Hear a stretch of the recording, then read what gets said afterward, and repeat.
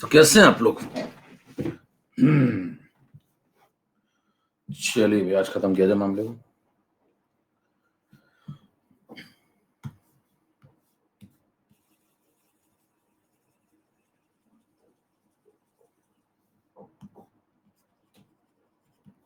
Last lecture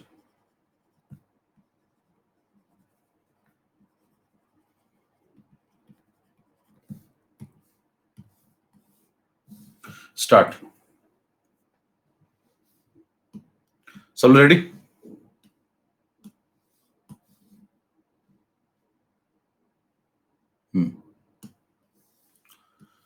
चलो अंगूठा दिखाओ फटाफट, चैट बंद हो रही है।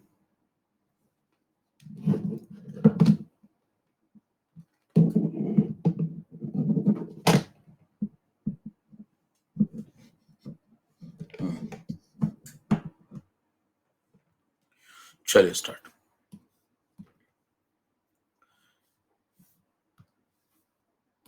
सबसे पहले तुम लोग सवाल लगा रहे थे, सवाल उठा लेते हैं।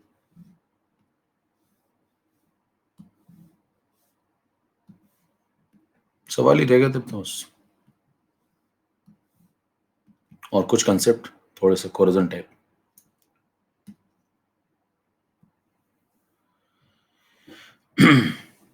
चलो भाई, क्वेश्चन नंबर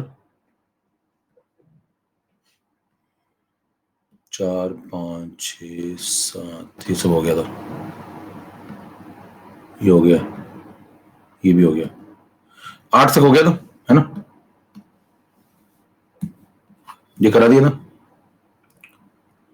और अब अपने को करना था क्वेश्चन नंबर 9। पढ़ो, 9 पढ़ना स्टार्ट करो जल्दी से। आज की स्लाइड नंबर 1 ये। क्वेश्चन नंबर 9 से स्टार्ट करते हैं। सवाल पढ़ लीजिए। Calculate the electricity that would be required to reduce 12.3 gram of nitrobenzene to aniline. Current efficiency आपको दी है 50%। सवाल में कुछ नई बातें हैं, ध्यान से पढ़िए और लगाना शुरू करिए। अगर लगा रहे हो तो मैं पोल कराऊं थोड़ी देर में, नहीं तो फिर मैं बता दूं। लगा रहे हो तो अंगूठा दिखाइए। पोटेंशियल ड्रॉप दिया हुआ है आपको। मैं सवाल आपको समझा देता हूं क्या क्या है। देखिए, सबसे पहले तो आपको निकालना है कितने जूल का इलेक्ट्रिकल वर्क हुआ है। देखो, जूल में आंसर देना है। तो how much energy will be consume, कितने जूल की एनर्जी कंज्यूम होगी, क्या काम करने के लिए? 12.3 ग्राम ऑफ नाइट्रोबेंजीन को एनिलीन में कन्वर्ट करने के लिए। करंट एफिशिएंसी कितनी बैटरी की? 50%। पोटेंशियल ड्रॉप कितना है? 3 वोल्ट। तो ये वोल्ट दिया, ये करंट एफिशिएंसी दी है, ये अमाउंट कन्वर्ट करना है। आपको बताना है कितने जूल की आवश्यकता होगी। सवाल समझ गए? पोल शुरू करें क्या? करा किसी ने? चलेगा, पोल शुरू करते हैं, देखते हैं। सही तो वैसे अंधी मारेंगे, बाद में भी कराएंगे तो टाइम रखे। तो अभी अंधी मार लो फटाफट, है ना? जो अंधी मारनी तो पहले मारो बाद में मारो, क्या फर्क पड़ता है? अंधी मारो, खत्म करो।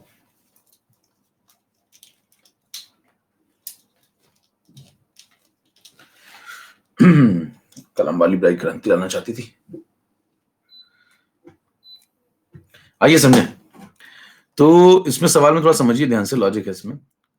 लीजिए, पोल का नतीजा आ गया। 15% लोगों की जमा है। जब तो गोलू नंबर 1 पे है, निहारिका दास कीचू बोल बेना। अब देखो 9 नंबर क्वेश्चन जो है इसमें देखिए ध्यान से। नाइट्रोबेंजीन को आपको एनिलीन में कन्वर्ट करना है। तो क्या कन्वर्ट करना है, समझ पा रहे हैं? C6H5NO2 नाइट्रोबेंजीन है ना, ऑर्गेनिक आप पढ़ते होंगे, ऑर्गेनिक। तो इसको एनिलीन में कन्वर्ट कर दीजिए। तो ये आपने एनिलीन में कन्वर्ट कर दिया भाई इसको। जो इसमें कन्वर्ट करेंगे, देखिए यहाँ पे एक, जिसको जब ब्रेक करेंगे तो यहाँ से मिलेगा बेसिकली NO2 माइनस ग्रुप, और यहाँ से क्या मिलेगा? NH2 minus group. तो आप तो NH2 positive, NH2 minus group है ना। तो यहाँ पे आपको बेसिकली आप पढ़ क्या रहे हैं? कोई पूछे आप यहाँ पे, तो आप रिडॉक्स वगैरह पढ़ रहे हैं ना, रिडक्शन हो रहा है, ऑक्सीडेशन हो रहा है। तो यहाँ पे आप C6H5 वाले पार्ट को, रिंग वाले पार्ट को छोड़ दीजिए। उसमें क्या इंटरेस्ट है आपका? ऑक्सीडेशन नंबर तो चेंज हो नहीं रहा उसमें। तो ऑक्सीडेशन नंबर किसका चेंज हो रहा है? नाइट्रोजन का। तो आपका फोकस किस पर होना चाहिए? नाइट्रोजन पे, है ना। तो नाइट्रोबेंजीन के अंदर आप घुस जाइए, किसके अंदर? NO2 माइनस ग्रुप के अंदर। समझ में आ रही बात? और इसको NH2 माइनस ग्रुप में कन्वर्ट कर दीजिए। यही तो हो रहा है एक तरीके से। अब इस नाइट्रोजन का ऑक्सीडेशन नंबर निकाल लेंगे। ऑक्सीडेशन स्टेट अगर पूछेगा इस नाइट्रोजन की कितनी, निकाल लेंगे। कर लेते हैं सब। तो बताइए, मान लेंगे, अगर मान लो आपने जीवन में नहीं किया सब, अभी रिडॉक्स आगे स्टार्ट होने वाली है 11th में, तो नाइट्रोजन को X मान लो। ऐसे करोगे X मान के टाइम लगता है, तो जल्दी करने का तरीका देखो। ऑक्सीजन पे कितना होता है? -2 -2 × 2 कितना हो गया? -4 -4 उधर गया, तो +4 -1 तो कितना आ गया +3। समझ में आ रहा है मामला? तो खटाखट करना होता है, ये सब आपको सिखाया जाएगा जब आप पढ़ेंगे क्या, रिडॉक्स। रिडॉक्स आइए समझे देखें। देखिए n ज्यादा इलेक्ट्रोनेगेटिव तो H पे क्या होगा, इलेक्ट्रोपॉजिटिव कैरेक्टर, तो +1 कैरेक्टर होगा इस पे, तो +1 × 2 कितना हो गया, 2 का पॉजिटिव उधर जाएगा। क्यों उधर क्यों जाता है बार-बार, वो x सॉल्व करने के लिए, तो 2 का पॉजिटिव उधर जाएगा तो -2 बनेगा, यहाँ -1 लगाया तो -3 आ जाएगा, तो n के ऊपर कितना चार्ज है, -3। क्या पॉइंट समझ पा रहे हैं मेरा? पॉइंट समझ पा रहे हैं तो हरकतें दिखाइए जल्दी से। हाँ, तो ये बताइए +3 से -3 में क्या, ये पॉइंट क्लियर है? और अगर +3 से -3 में गया है तो 6 का चेंज है। कितने का चेंज है? 6 इलेक्ट्रॉन का लेन-देन किया हुआ है इसने। ठीक है, और अगर 6 इलेक्ट्रॉन का लेन-देन किया हो तो आपसे पूछे पहले तो नाइट्रोबेंजीन का एन फैक्टर बताओ। एन फैक्टर निकालना पड़ेगा ना आगे, तभी तो ग्राम इक्विवेलेंट निकलेंगे। तो ये जो नाइट्रोबेंजीन आप लिख बैठे हो उसका एन फैक्टर बताओ पहले तो। तो आप कहेंगे इसकी एक एंटिटी को पकड़ लो, इसकी एक एंटिटी में 1 NO2 माइनस है और 1 NO2 माइनस पे कितना है, 1 नाइट्रोजन, उस पे चेंज कितने का, वो 6 का। तो एन फैक्टर कितना हो गया, 6। जितने का चेंज होगा, जितने इलेक्ट्रॉन का लेन-देन होगा, उतना ही ऑक्सीडेशन नंबर में चेंज होगा, वही एन फैक्टर होता है। तो यहां से आपको पता चला कि नाइट्रोबेंजीन का जो एन फैक्टर है, मेन चीज यही थी सवाल में, एन फैक्टर समझना। तो नाइट्रोबेंजीन का जो एन फैक्टर है वो कितना है, 6 लगेगा। क्लियर है मामला? अब एक बार आपको एन फैक्टर समझ में आ गया, फिर सवाल में कोई खास दम नहीं बचा है, ठीक है। और अगर आपको ये सब लिखना नहीं आता तो ऐसे मान लिया करो, नाइट्रोजन को x मान लिया करो, ऑक्सीजन को -2 लिया आपने चार्ज, तो -2 × 2 is equal to net charge -1, x solve करो तो ये आ जाएगा +3। कई लोग को अब समझ में आएगा ये +3 कहां से आया। यहाँ पे नाइट्रोजन को x मान लो, हाइड्रोजन +1 होगा क्योंकि वो नाइट्रोजन ज्यादा इलेक्ट्रोनेगेटिव है, तो +1 × 2 is equal to -1, x solve करेंगे तो कितना आएगा, -3। ऐसे कर लो भैया, ठीक है, मतलब कर लीजिए जैसे कर पाइए। स्लाइड नंबर 2 पे आ जाओ। स्लाइड नंबर 2 पे आपका एन फैक्टर पता चल चुका है, अब आगे बढ़िए। इसी कंसेप्ट को समझने का एक और तरीका भी हो सकता था, जैसे आप ऑर्गेनिक पढ़ते हैं तो ऑर्गेनिक में आप रेडॉक्स के तरीके से थोड़ी लिखते हैं चीजें, वहां आप कैसे लिखते हैं, इसी रिएक्शन कैसे समझाएंगे। कहेंगे जब वहां रिड्यूस करेंगे तो वहां रिड्यूस करने के लिए रिड्यूसिंग एजेंट यूज करते हैं, तो यहाँ पे हाइड्रोजन फेंक के मारेंगे इसके ऊपर। जब इसके ऊपर हाइड्रोजन फेंक के मारेंगे तो हाइड्रोजन क्या करेगा, इसका ऑक्सीजन लेके भाग जाएगा। तो हाइड्रोजन इसका ऑक्सीजन लेके जब भाग जाएगा तो H2O बना देगा, है ना। और अपना H2 जो है, अपना H2 यहाँ लगा के चला जाएगा, तो ये O खा जाएगा इसके, यहाँ पे अपना H2 लगा के चला जाएगा, तो ये किस में कन्वर्ट हो जाएगा, C6H5NH2 में, है ना। तो हाइड्रोजन ने ऑक्सीजन चुरा लिया उसका, तभी तो उसको रिड्यूस कर रहा है ना। तो हाइड्रोजन ऑक्सीजन को चुरा के लेके भाग जाएगा, तो बताओ बनाएगा क्या, H2O बनाएगा। और आप चाहें तो इस रिएक्शन को बैलेंस कर लें। बैलेंस करने के लिए देखो यहाँ पे 2 ऑक्सीजन है तो यहाँ पे 2 लगा लो। अब देखो यहाँ पे 4 H हो गए, यहाँ पे 2 पहले से 6 H हो गए, है ना। C6H5 तो बैलेंस ही है, तो चेक करो देखो, पहले यहाँ O2 थे तो यहाँ 2 लगा लिया, ऑक्सीजन बैलेंस हो गए। फिर देखो यहाँ 4 H है, यहाँ 2 H है, 6 H है। इधर कितने H दिख रहे हैं आपको, 2 दिख रहे हैं, तो यहाँ 3 लगा लो, खत्म हो गया। चेक करिए बैलेंस हो गया। तो आप ये सब थोड़ा समझिए, इससे भी आप समझ सकते हैं। ये देखिए ये रिएक्शन आप पढ़ते हैं ना, कहाँ पे, ऑर्गेनिक। तो ये ऑर्गेनिक में पढ़ते हैं आप, और ये देखिए ऑर्गेनिक चल रही है, ये ऑर्गेनिक चल रही है, इधर फिजिकल चल रही है। समझ पा रहे हैं, दोनों तरीके से आप समझा सकते हैं कि कैसे रिडक्शन हुआ है। ठीक है, कंसेप्ट खुल चुके हैं तो आगे बढ़ जाइए। यहाँ पे आप 12.3 ग्राम आपने नाइट्रोबेंजीन का लिया हुआ है। अब जब 12.3 ग्राम आप नाइट्रोबेंजीन का यहाँ पे लेंगे तो क्या होगा। अच्छा, ऐसे भी आप समझा सकते थे, देखिए कि यहाँ पे जो नाइट्रोबेंजीन है इसने ओवरऑल एक एंटिटी ने 6 H पकड़े, देखो, है ना, 6 H पकड़े, 3 × H2 यानी कि 6 H पकड़े। इसीलिए देखो इसमें चेंज भी कितने का हो रहा है ना, चेंज भी कितने का हो रहा है। देखो ये H किस में चला गया, ये H पॉजिटिव +1 में चला गया, तो 6 इलेक्ट्रॉन का लेन देन ये करेगा, इसका मतलब, है ना। देखो ये H 6 H थे, ये कहाँ चले गए, H पॉजिटिव में चले गए, तो इसका मतलब 6 इलेक्ट्रॉन का लेन देन हुआ होगा। समझ में आ रही बात। तो कुल मिलाकर 6 इलेक्ट्रॉन का लेन देन हुआ होगा, और ये इस तरीके से चल रहा है। अच्छा, एक बात बताइए कि ये जो रिएक्शन ऊपर लिखी हुई है, जरा यही चलिए बता दीजिए, बात देखिए कंसेप्ट क्लियर है कि नहीं। ये जो रिएक्शन लिखी गई है, ये रिडॉक्स है या ऑक्सीडेशन या रिडक्शन है, हाँ भाई टाइप करना जरा, ये क्या है, ये रिडक्शन है, ऑक्सीडेशन है, क्या है, ये रिडॉक्स है भैया। पहचानिए, आज का पहला था ये। देखिए भैया, जब H2 ने इसको रिड्यूस किया है तो इसने इसको ऑक्सीडाइज भी तो किया होगा। आप किसी के साथ कुछ करते हैं तो वो भी आपके साथ कुछ करता है, समझ पा रहे हैं। तो मतलब इस H2 ने जो है इसको रिड्यूस किया है, तो इसने C6H5NO2 ने नाइट्रोबेंजीन ने H2 को ऑक्सीडाइज भी तो किया होगा ना, नहीं तो ऐसे कैसे हो जाएगा फिर। मतलब एक ने एक को रिड्यूस कर दिया, उसका कुछ हुआ ही नहीं, ऐसा थोड़ी चलता है। समझ पा रहे हैं मामला। तो देखिए क्या हुआ, देखिए यहाँ पे H के ऊपर कितना चार्ज है, 0, यहाँ पे H के ऊपर कितना चार्ज है, +1, तो ये देखिए ऑक्सीडाइज हो रहा है, ये खुद ऑक्सीडाइज हो रहा है, देखो, तभी तो इसको रिड्यूस कर रहा है। कितनी बात समझ में आ गई, ठीक है, समझ में आ गई बात। अरे मतलब बात समझ गए ना। ये कह रहे जरूरी नहीं कि सभी, कह रहे मैंने डिस्प्रपोर्शनेशन पढ़ लिया है सर, मैं बहुत जानकार हो गया हूं। अरे भैया नॉर्मल बात कर रहे हैं यहाँ पे। अगर मान लीजिए एक एंटिटी ए है, एक एंटिटी बी है, अगर बी ने ए को रिड्यूस किया है तो ए ने बी को ऑक्सीडाइज किया होगा। मैंने कहा नहीं मुझे थोड़ी सी रिडॉक्स भी आती है, क्या मैं बहुत तेज हूं? नहीं बिल्कुल भी नहीं, अभी यकीन हो जाएगा आपको थोड़े टाइम बाद जैसे रिडॉक्स कराएंगे, फिर आप बगल में गिरे मिलेंगे। हाँ, आइए समझे। अपनी तेजी को संभाल के रखिए, जीवन बहुत लंबा है।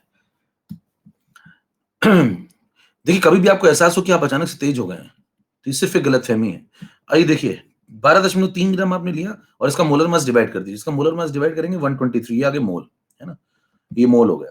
अब मोल हो गया तो देखिए मोल कितने होंगे, 0.1 मोल। ठीक है, अब 0.1 मोल हो गया तो एन फैक्टर पीछे निकाल के बैठे हैं। आप देखिए एन फैक्टर निकालने के बहुत सारे तरीके हैं। एक तरीका तो यही हो गया जो आपने पीछे सीखा हुआ है यहाँ से। दूसरा तरीका आप यहाँ से भी देख सकते हैं। देखिए ये 6H है और ये +1 में गए तो ये 6 का पॉजिटिव चार्ज गेन कर रहे हैं, तो फिर ये 6 का पॉजिटिव चार्ज लूज कर रहा होगा, तो यानी कि इसने 6 इलेक्ट्रॉन पकड़े होंगे। भाई इसने 6 का पॉजिटिव चार्ज गेन किया तो इसने 6 का पॉजिटिव चार्ज अपना लूज किया होगा। लूज किया होगा मतलब इसने 6 इलेक्ट्रॉन पकड़े होंगे, इसीलिए तो इसका एन फैक्टर 6 है। हेलो, पॉइंट समझ पा रहे हैं मामला? तो देखिए 0.1 मोल अगर आप नाइट्रोबेंजीन लेते हैं यहाँ पे तो इसका एन फैक्टर हो गया 6। पूरा कंसेप्ट में बता रहा हूँ इसलिए थोड़ा सा समझते चलिए। तो मोल में एन फैक्टर मल्टीप्लाई कर दो, मोल में एन फैक्टर आपने मल्टीप्लाई कर दिया 6, तो ये क्या क्या बोलो ग्राम इक्विवेलेंट। इतने ग्राम इक्विवेलेंट आपको नाइट्रोबेंजीन के यहाँ पे इस्तेमाल करने पड़ेंगे। ठीक है, 0.6 ग्राम इक्विवेलेंट। अच्छा, जितने ग्राम इक्विवेलेंट आपको बेंजीन के यहाँ पे बनाने हैं उतने ही आपको फेराडे भी चाहिए होंगे फिर, है ना? ये आपको पढ़ा गया था जितने ग्राम इक्विवेलेंट उतने फेराडे, तो आपको कितने फेराडे चाहिए फिर बताओ ये काम करवाने के लिए? 0.6 फेराडे। अब आप 0.6 फेराडे के सर्किट से मांगेंगे या कम मांगेंगे या ज्यादा मांगेंगे? 0.6 फेराडे सर्किट से ऊपर से मांगेंगे या कम मांगेंगे, ज्यादा मांगेंगे? ज्यादा मांगेंगे। क्यों ज्यादा क्यों मांगेंगे? क्योंकि करंट की एफिशिएंसी सिर्फ 50%। मतलब अगर यहाँ पे एक बैटरी लगाते हैं और उस बैटरी से करंट फ्लो करते हैं तो करंट का सिर्फ 50% हिस्सा ही, यानी कि जो भी यहाँ से इलेक्ट्रिकल वर्क होता है उसका 50% हिस्सा ही असलियत में यूज हो पा रहा है, बाकी 50% वेस्ट हो जा रहा है हीट के फॉर्म में। समझ पा रहे हैं मामला? तो देखिए यहाँ पे लिखा है ना करंट एफिशिएंसी 50% है, मतलब यहाँ से जो भी आप करंट फ्लो करेंगे उसका सिर्फ 50% ही नीचे सर्किट में यूज हो रहा है, बाकी 50% प्रैक्टिकली वेस्ट हो जा रहा है। पॉइंट समझ पा रहे हैं? तो मान लीजिए आपको ऊपर से आपने कुछ पैसे भेजे, मान लीजिए केंद्र सरकार 100 रुपए भेजती है, नीचे राज्य सरकार ने 50 रुपए बांटे, 50 रुपए अपनी जेब में रख लिए। ठीक है, तो मान लीजिए नीचे अगर आपको 50 रुपए बांटने तो ऊपर से कितने मंगवाएंगे? रेट तय हो गया। देखो नीचे से आपको 50 रुपए बांटने गरीबों में, तो ऊपर से कितने मंगवाएंगे? 100। अगर आपको 50 खुद रखने हैं तो यही लॉजिक है ना। तो बताइए नीचे 50 बांटने तो ऊपर से 100 मंगवाएंगे। अगर करंट एफिशिएंसी कितनी है? 50% है। तो बताइए नीचे आपको कितने बांटने हैं? 0.6, तो ऊपर से कितने मंगवाएंगे? 0.3 या 1.2? 1.2 डबल मंगवाएंगे ना, तभी तो खुद भी खा पाएंगे। 0.3 मंगाओगे तो इसको कैसे दोगे फिर? 0.3 सोचो जरा, ऊपर से 0.3 मंगाओगे अगर, कई लोग कंफ्यूजन होता है कि आधे मंगवाऊं क्या, ऊपर से 0.3 मंगाओगे तो इसको दोगे कैसे 0.6? तो ऊपर से 1.2 मंगाओ, इसका डबल। Point clear? हेलो, चले आगे। तो बताइए करंट एफिशिएंसी यहाँ पे कंसेप्ट लगा दीजिए, यहाँ पे एरो बना लीजिए। क्योंकि करंट एफिशिएंसी 50% है इसलिए एक्चुअल रिक्वायरमेंट बदल जाती है। तो आप बोलेंगे यहाँ पे इस सवाल में यही नई बात थी समझने वाली, और एक एन फैक्टर, दो बातें नहीं थी। करंट एफिशिएंसी यहाँ पे 50% है इसलिए आप जो ऊपर से एक्चुअल फेराडे मंगाएंगे, है ना, एक्चुअल फेराडे वो होंगे 0.6 का डबल, यानी कि 1.2 फेराडे। यानी कि आप ऊपर सर्किट से मंगाएंगे 1.2 फेराडे। अगर 1.2 फेराडे मंगाते हैं इसका मतलब 1.2 इंटू 96500 कूलॉम मंगाते हैं ना, इतने कूलॉम मंगाते हैं। तो कितने का बैटरी ने इलेक्ट्रिकल वर्क किया होगा वाकई निकाल लेंगे। अगर V वोल्ट की बैटरी है और Q चार्ज आपने फ्लो कराया इसका, है ना, V वोल्ट की बैटरी से अगर आप Q चार्ज फ्लो कराते हैं तो बताइए कितने Q कूलॉम का चार्ज अगर फ्लो कराते हैं, मैंने आपको पहले बताया था, तो कितने का इलेक्ट्रिकल वर्क होता है भैया? Q इंटू V, है ना। तो Q इंटू V ये जूल में आता है अगर आप Q को कूलॉम में लेते हैं और V को वोल्ट में लेते हैं ना।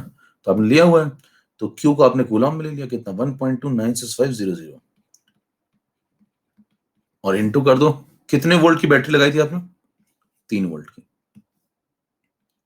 इतने जूल का इलेक्ट्रिकल वर्क होगा, ये आंसर। कितने को समझ में आ गया? अब इसमें गुणा भाग करने को देखो नहीं पूछ रहा आपसे, आपसे कंसेप्ट देख रहा है, वो चेक कर रहा है। 1.2 में 3 मल्टीप्लाई कर दो 3.6, तो 3.6 इंटू 96500। चेक करिए आंसर कौन सा हो गया, ये वाला। कितने को पॉइंट क्लियर? फटाफट उठा के आगे बढ़े। फिर से देख लीजिए एक बार आराम से सवाल पूरा, सामने लिखा हुआ है।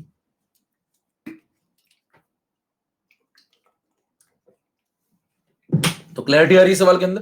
तो इसीलिए सवाल थोड़े से लगाने पड़ेंगे आपको ना, प्रैक्टिस थोड़ी करा दें जिससे कि मामला कंफर्म हो जाए। ठीक है भाई, तो फिर से जल्दी से बता दे रहा हूँ क्या हुआ। देखिए नाइट्रोबेंजीन में एनिलीन में कन्वर्जन हुआ, तो आपने निकाला कितने का चेंज हुआ। यहाँ +3 था, यहाँ -3 था। 6 का पॉजिटिव चार्ज का चेंज हुआ है, 6 का चेंज हुआ है। ऑक्सीडेशन नंबर में अगर 6 का चेंज हुआ है, इसका मतलब इसकी एक एंटिटी है, यानी कि इसने 6 इलेक्ट्रॉन गेन किए हैं। यानी कि इसका इन्फेक्टर क्या है 6, क्योंकि जितने इलेक्ट्रॉन का आप लेन देन करते हैं वही आपका इन्फेक्टर होता है, रिड्यूसिंग एजेंट और ऑक्सीडाइजिंग एजेंट के केस में। ठीक है, 12.3 ग्राम आपने लिया, इसके मोलर मास से डिवाइड किया, चेक कर लीजिए इसका मोलर मास निकालेंगे 123 आएगा, है ना।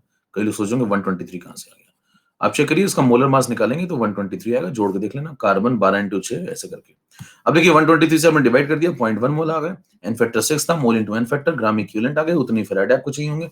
करंट एफिशिएंसी अगर 50% है तो ऊपर सर्किट से आप 1.2 फेराडे मंगाएंगे, डबल डबल मंगाएंगे तो उसका आधा बांट पाएंगे, आधा वेस्ट हो जाता है, तो ऊपर से मंगाएंगे 1.2 फेराडे। 1.2 फेराडे मतलब इतने कूलम, कूलम में आपने वोल्ट मल्टीप्लाई कर दिया, जूल में आंसर आ गया। ठीक है, अब देखिए वहां घटनास्थल पे सवाल आता है और आप लगे पड़े भाई साहब उसको इतना बता के आएंगे घर, तो 2 साल का फॉर्म दे देगा आपको एक साथ।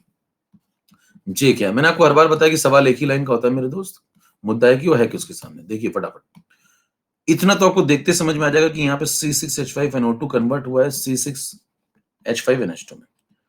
इतना देखने के बाद आप तुरंत देख लेंगे कि NO2 माइनस NH2 माइनस में कन्वर्ट हुआ है। NO2 माइनस में नाइट्रोजन पे चार्ज निकालना बहुत आसान है, 2 का नेगेटिव इंटू 2, 4 का नेगेटिव उधर गया तो 4 का पॉजिटिव, 1 माइनस हुआ तो 3 का पॉजिटिव, इस पे 3 का पॉजिटिव है, इस पे निकाल लेंगे फटाफट। H पे 1 का पॉजिटिव, यहाँ इंटू 2 किया तो 2 का पॉजिटिव, उधर गया तो -2, -1 इंतजार कर रहा है तो मिलकर बन जाएगा -3, तो इस पे -3, इस पे +3, देखते समझ में आ रहा है 6 का चेंज हुआ, इन्फेक्टर 6 है। फिर सवाल खत्म है, एक ही लाइन में देखिए 12.3 ग्राम आपने लिए थे, इसका मोलर मास डिवाइड कर दो 123, ये आ गए मोल, मोल में मल्टीप्लाई कर दो क्या, मोल में मल्टीप्लाई कर दो क्या, एन फैक्टर, मोल में जैसे मल्टीप्लाई करोगे एन फैक्टर तो ये आ गया ग्राम इक्विवेलेंट, ग्राम इक्विवेलेंट आ गया तो ये क्या आ गया फेराडे। अब ये फेराडे है तो इंटू 2 कर दो, इंटू 2 क्यों किया, क्योंकि करंट एफिशिएंसी आपको 50% दी है, तो एक्चुअल फेराडे आ गया। एक्चुअल फेराडे में क्या करो 96500 मल्टीप्लाई कर दो, कूलॉम आ गया, कूलॉम में वोल्ट मल्टीप्लाई कर दो और ये आ गया जूल, खत्म हो गया सवाल, चेक कर लीजिए ये आंसर एक लाइन के अंदर। कितनों को समझ में आ गया, सवाल एक ही लाइन का था भैया। हेलो, फील ले पा रहे कंसेप्ट की, पहले मैं कंसेप्ट बताता हूँ फिर यकीन मानिए अगर कोई कहता है मैं बहुत तेज लगा लेता हूँ तो सवाल ही नहीं उठता। जब मैं रफ्तार में लगाना खेलना शुरू करूंगा तो यकीन मानिए मेरे आसपास भी कोई नहीं है, आसपास भी है, आगे निकलने की तो बात ही छोड़ दीजिए। हम्म, कोई नहीं, खिलौना बना के छोड़ दूंगा भाई साहब, समझ पा रहे हैं। आइए समझे क्या क्या किया बताइए फटाफट। सबसे पहला काम क्या किया, यहां से यहां के बताओ क्या निकाला, ये कोई पूछिए ये क्या निकाला भैया, ये क्या निकाला मोल, ठीक। फिर कह रहा है यहां से यहां क्या किया, ये कह रहा है इनफैक्टर मल्टीप्लाई कर दिया, ग्राम इक्विवेलेंट, ग्राम इक्विवेलेंट आ गया तो क्या हो गया फेराडे आ गया, फेराडे के बाद ये 2 क्यों मल्टीप्लाई किया, करंट एफिशिएंसी 50%। फिर कह रहा उसके बाद ये क्या किया, कह रहे फेराडे एक्चुअल आ गया तो 96500 मल्टीप्लाई कूलॉम, कूलॉम के बाद क्या किया, कूलॉम के बाद वोल्ट मल्टीप्लाई कर दिया, जूल में आंसर आ गया, खत्म हो गया। नेक्स्ट क्वेश्चन, चलें 3 नंबर स्लाइड कवर, अगला सवाल 4 नंबर पे, क्वेश्चन नंबर 10 पढ़िए, पढ़ना शुरू करिए क्वेश्चन नंबर 10। इसमें 4 सवाल है, नंबर ऑफ फेराडे बताने हैं आपको फटाफट। पहले पूछता हूँ क्या तुम कंसेप्ट जानते हो, कहते हैं हाँ, कहते आओ मेरे सुनो जरा एक बार, कहते हैं ये तो ज्यादा ही है, फिर क्या तुम तेज लगा लेते हो, कह रहे हाँ मैं लगाता ही नहीं, आओ खेलें। 10 नंबर, नंबर ऑफ फेराडे निकालने, 1 मोल H2 कन्वर्ट करिए O2 के अंदर। देखिए फेराडे जब भी आपको जिंदगी में निकालने होंगे तो सबसे पहले आप क्या पता करेंगे, सबसे पहले आप पता करेंगे कितने ग्राम इक्विवेलेंट आपको कन्वर्ट करना है, जितने ग्राम इक्विवेलेंट कन्वर्ट करने हैं उतने फेराडे। अच्छा ग्राम इक्विवेलेंट कैसे आएंगे, मोल इंटू एन फैक्टर, मोल आपको दिए हुए हैं, एन फैक्टर निकालो काम हो जाएगा, तो इन चारों का एन फैक्टर निकालो और इनके जो मोल उनमें मल्टीप्लाई कर दो तो आपको ग्राम इक्विवेलेंट मिल जाएंगे, तो आपको फेराडे मिल जाएंगे। सवाल समझ गए, सवाल में मतलब इसका इसका इसका और इसका आपको क्या निकालना पड़ेगा, एन फैक्टर, है ना। चलो मैं ऑप्शन दे रहा हूं फटाफट, 4 ऑप्शन है A B C D, ठीक है, और 4 ऑप्शन में आंसर ले लो। एक आंसर है 1 फेराडे, एक है 2 फेराडे, ठीक है, एक है 5 फेराडे, एक है 6 फेराडे। चलो पोल स्टार्ट हो रहा है पहले के लिए, पहले के लिए पोल स्टार्ट, रेडी है सब लोग, शुरू करें। यस पहले के लिए पोल start, 1 mole H2 and 2 O2, 4 part है सवाल के।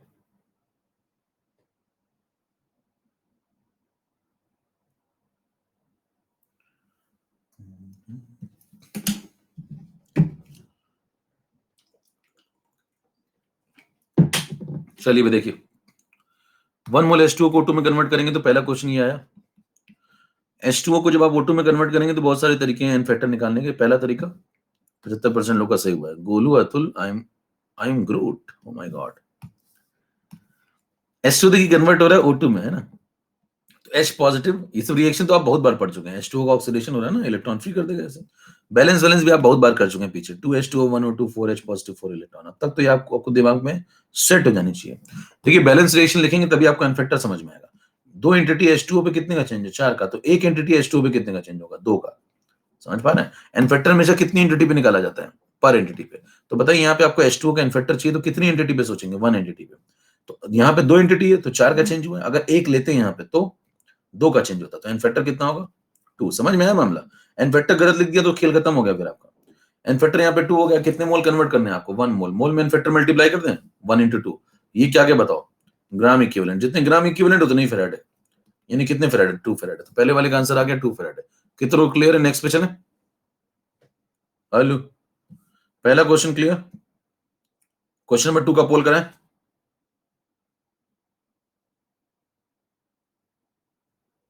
ठीक है, चलिए क्वेश्चन नंबर 2 का पोल स्टार्ट हो रहा है। यही 4 ऑप्शन है, इन्हीं में से पोल है। 4 ऑप्शन आपके सामने।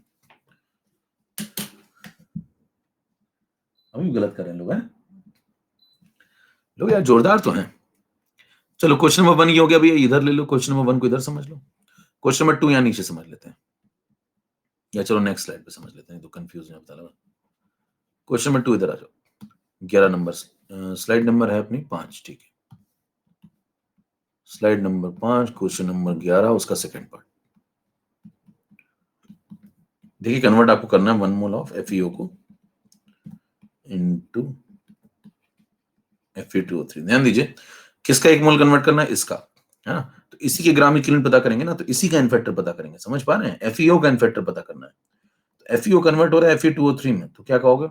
जिसका एन फैक्टर पता करना है उसकी एक एंटिटी को ब्लॉक में ले लो, जैसे हर बार लेते थे। फिर आप चेक करो, बैलेंस करे बिना भी चेक कर सकते हैं। इस Fe पे कितना चार्ज है बताओ? +2। इस Fe पे कितना है? +3। तो बताइए 2 से किस में गया? 3 में गया। 2 से किस में गया? 3 में। कितने का चेंज है? 1 का चेंज है। 1 का चेंज किस पे? 1 Fe पे, है ना। 1 का चेंज किस पे हुआ? 1 Fe पे। यहाँ कितने Fe हैं? इसकी एक एंटिटी में कितने Fe हैं? 1। उस पे चेंज कितने का हुआ? 1 का। तो इस पूरे का एन फैक्टर कितना हुआ? 1 का। फिर सुन लीजिए ध्यान से, जिसका भी आपको एन फैक्टर चाहिए उसके एक एंटिटी को ब्लॉक में लीजिए। इसके एक एंटिटी को, इसको थोड़ी लेंगे ब्लॉक में, इसमें तो कन्वर्ट हो रहा है। इसका एन फैक्टर चाहिए ना, तो इसकी एक एंटिटी को ब्लॉक में लेंगे। समझ में आ रही बात? तो इसकी एक एंटिटी को ब्लॉक में लिया, इसमें एक ही Fe है, उसी में चेंज हो रहा है, तो उसमें चेंज देख लो कितने का हुआ। तो 2 से 3 में गया, फेरस से फेरिक में 1 का चेंज है, और 1 का चेंज 1 Fe पे, और यहाँ एक ही Fe है, तो कितने का चेंज हुआ? 1 का। तो एन फैक्टर कितना हो गया? 1। क्लियर है मामला? चले, 46% का सही। गोलू, अतुल, आई एम ग्रूट। तो बताइए एन फैक्टर अगर आपसे कोई पूछे इसमें FeO का कितना है, तो 1। एन फैक्टर 1 है तो 1 मोल कन्वर्ट करना है, 1 into 1 कर दो, ये आगे ग्राम इक्विवेलेंट और इतने ही फैराड है। खत्म। नेक्स्ट भाई, इतने ग्राम इक्विवेलेंट, इतने फैराड है। मोल इनटू एन फैक्टर, इतने ग्राम इक्विवेलेंट। नेक्स्ट क्वेश्चन, तो आंसर हो जाएगा 1 फैराड है। इसी में करंट एफिशिएंसी अगर 50% लगा दो तो, हाँ भाई, इसी में सवाल थोड़ा और जहरीला बना दो। इसी में करंट एफिशिएंसी 50% लगा दो तो निकाल लेंगे, तो फिर डबल मंगाने पड़ेंगे ऊपर से। 2 फैराड है। ठीक, चलिए नेक्स्ट क्वेश्चन। 1 मोल KMnO4 into Mn+2। पोल स्टार्ट हो रहा है, यही 4 ऑप्शन है। ये अगला सवाल 3 नंबर के लिए पोल शुरू हो रहा है। रेडी? रेडी तो मोटा दिखाइए।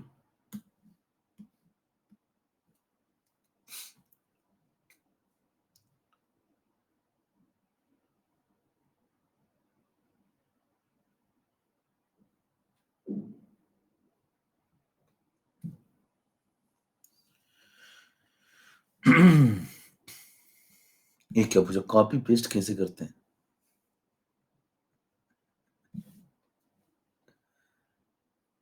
क्या कॉपी पेस्ट करना है तुम्हें? 76%। ऐसे कर लो, ऐसे कर लो, कॉपी पेस्ट। देखो, गोलू, अतुल, आई एम ग्रूट बिल्कुल जमे हुए हैं 2 लोग 3 लोग। देख KMnO4 का Mn+2 कन्वर्ट करना। आइए स्लाइड नंबर 6 पे आ जाइए। स्लाइड नंबर 6 पे क्वेश्चन नंबर 11 का थर्ड पार्ट। सिस्टमेटिक चलना, जिससे बाद में कोई रिवाइज भी करे तो उसको दिख जाए। तो यहाँ पे देखिए KMnO4 लिया, एसिडिक मीडियम रहा होगा, अभी आगे रिडॉक्स में आप ये सब पढ़ेंगे आगे चल के। तो Mn+2 में कन्वर्ट हो गया। Mn के ऊपर चार्ज बताओ जल्दी से, ये तो सभी को पता होगा मेरे ख्याल से। ऑक्सीडेशन स्टेट बताओ इसकी कितनी है, +7, ठीक है, सब निकाल लेते हैं। ठीक है, +7 से किस में गया, +2 में, कितने का चेंज हुआ, 5 का, किस पे, 1 Mn पे। या KMnO4 के अंदर कितने Mn है, एक ही Mn है। आपको इन्फेक्टर किसका चाहिए, KMnO4 का, तो उसकी एक एंटिटी को पकड़ लिया, टोटल कितने का चेंज आया, 5 का, तो KMnO4 का इन्फेक्टर कितना हो गया, 5। क्लियर है मामला। तो जिसका भी इन्फेक्टर निकालना है उसकी एक एंटिटी को पकड़िए ब्लॉक में, उसमें चेंज देख लीजिए कितने का है। तो KMnO4 का इन्फेक्टर आ गया 5, मोल कितने हैं, 1 मोल, 1 मोल KMnO4 को कन्वर्ट करना है, तो मोल में इन्फेक्टर मल्टीप्लाई कर दो, 1 × 5, ये आगे ग्राम इक्विवेलेंट, और जितने ग्राम इक्विवेलेंट उतने ही फेराडे, 5 फेराडे आंसर है। नेक्स्ट क्वेश्चन, लास्ट, इसके लिए पोल करा रहे हैं, ये 4 है। चलिए स्टार्ट पोल।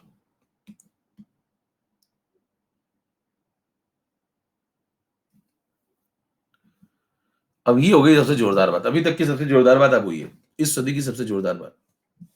आप समझ गए क्या? इस सदी की सबसे जोरदार बात हो गई, मतलब ये इस सदी का सबसे समझदारी भरा कदम माना जा सकता है, इसको अवार्ड में भी कन्वर्ट किया जा सकता है जो हुआ है।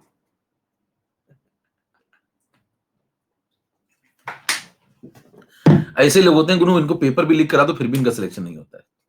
देखिए 4 ऑप्शन दिए थे मैंने, और 4 ऑप्शन इधर थे, 4 सवाल इधर थे, 3 ऑप्शन मिल चुके हैं, 3 ऑप्शन से एक ही ऑप्शन बचा था और एक ही सवाल बचा था, फिर भी गलत कर रहे हैं।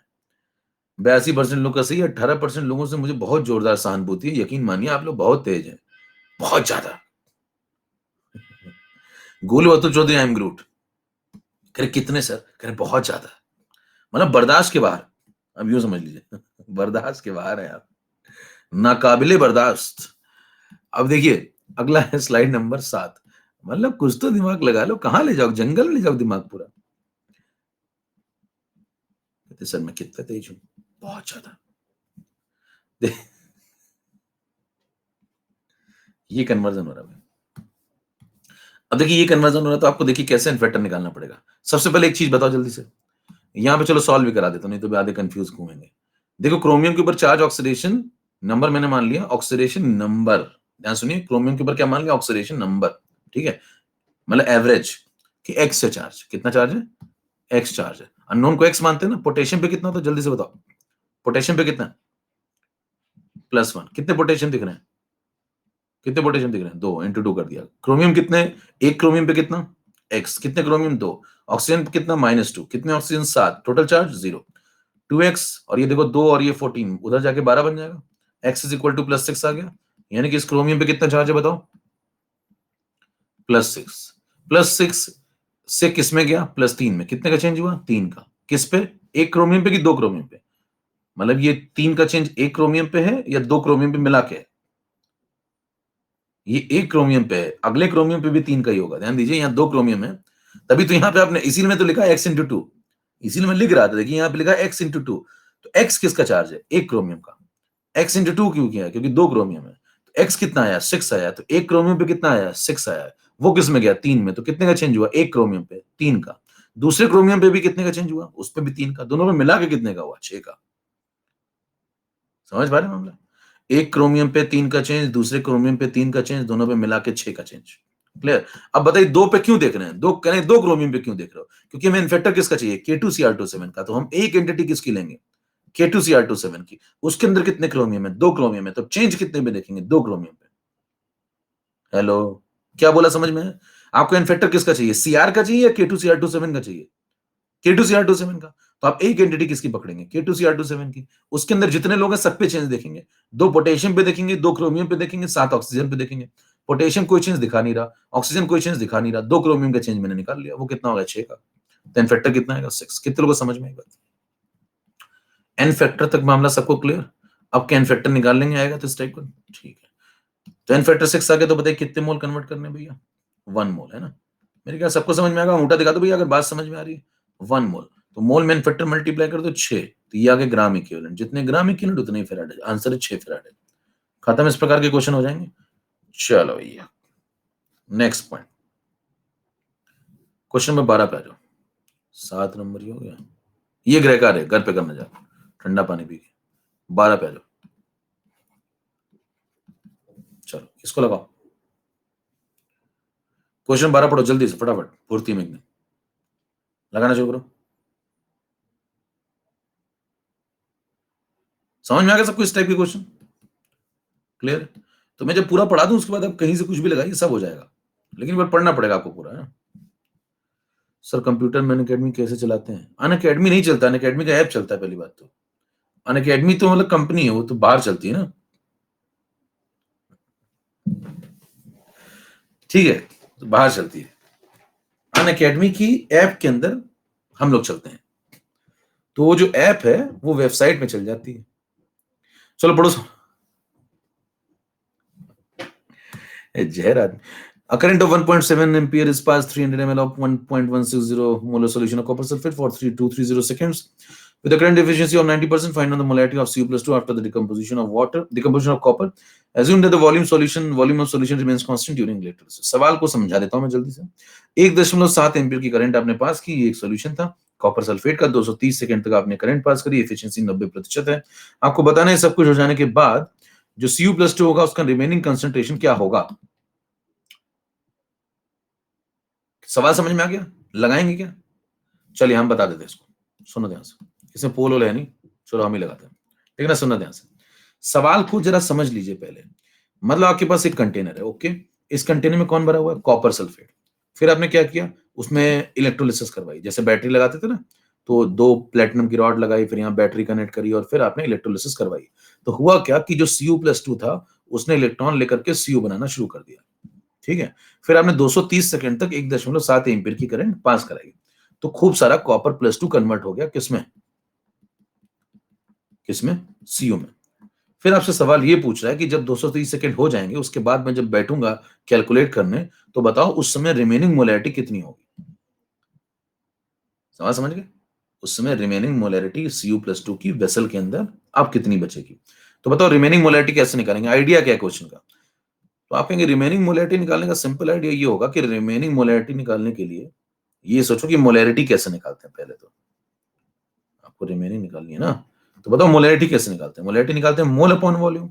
रिमेनिंग निकालनी है तो रिमेनिंग मोल लिख लो ऊपर, भाई बचे हुए मोल लिख लो ना।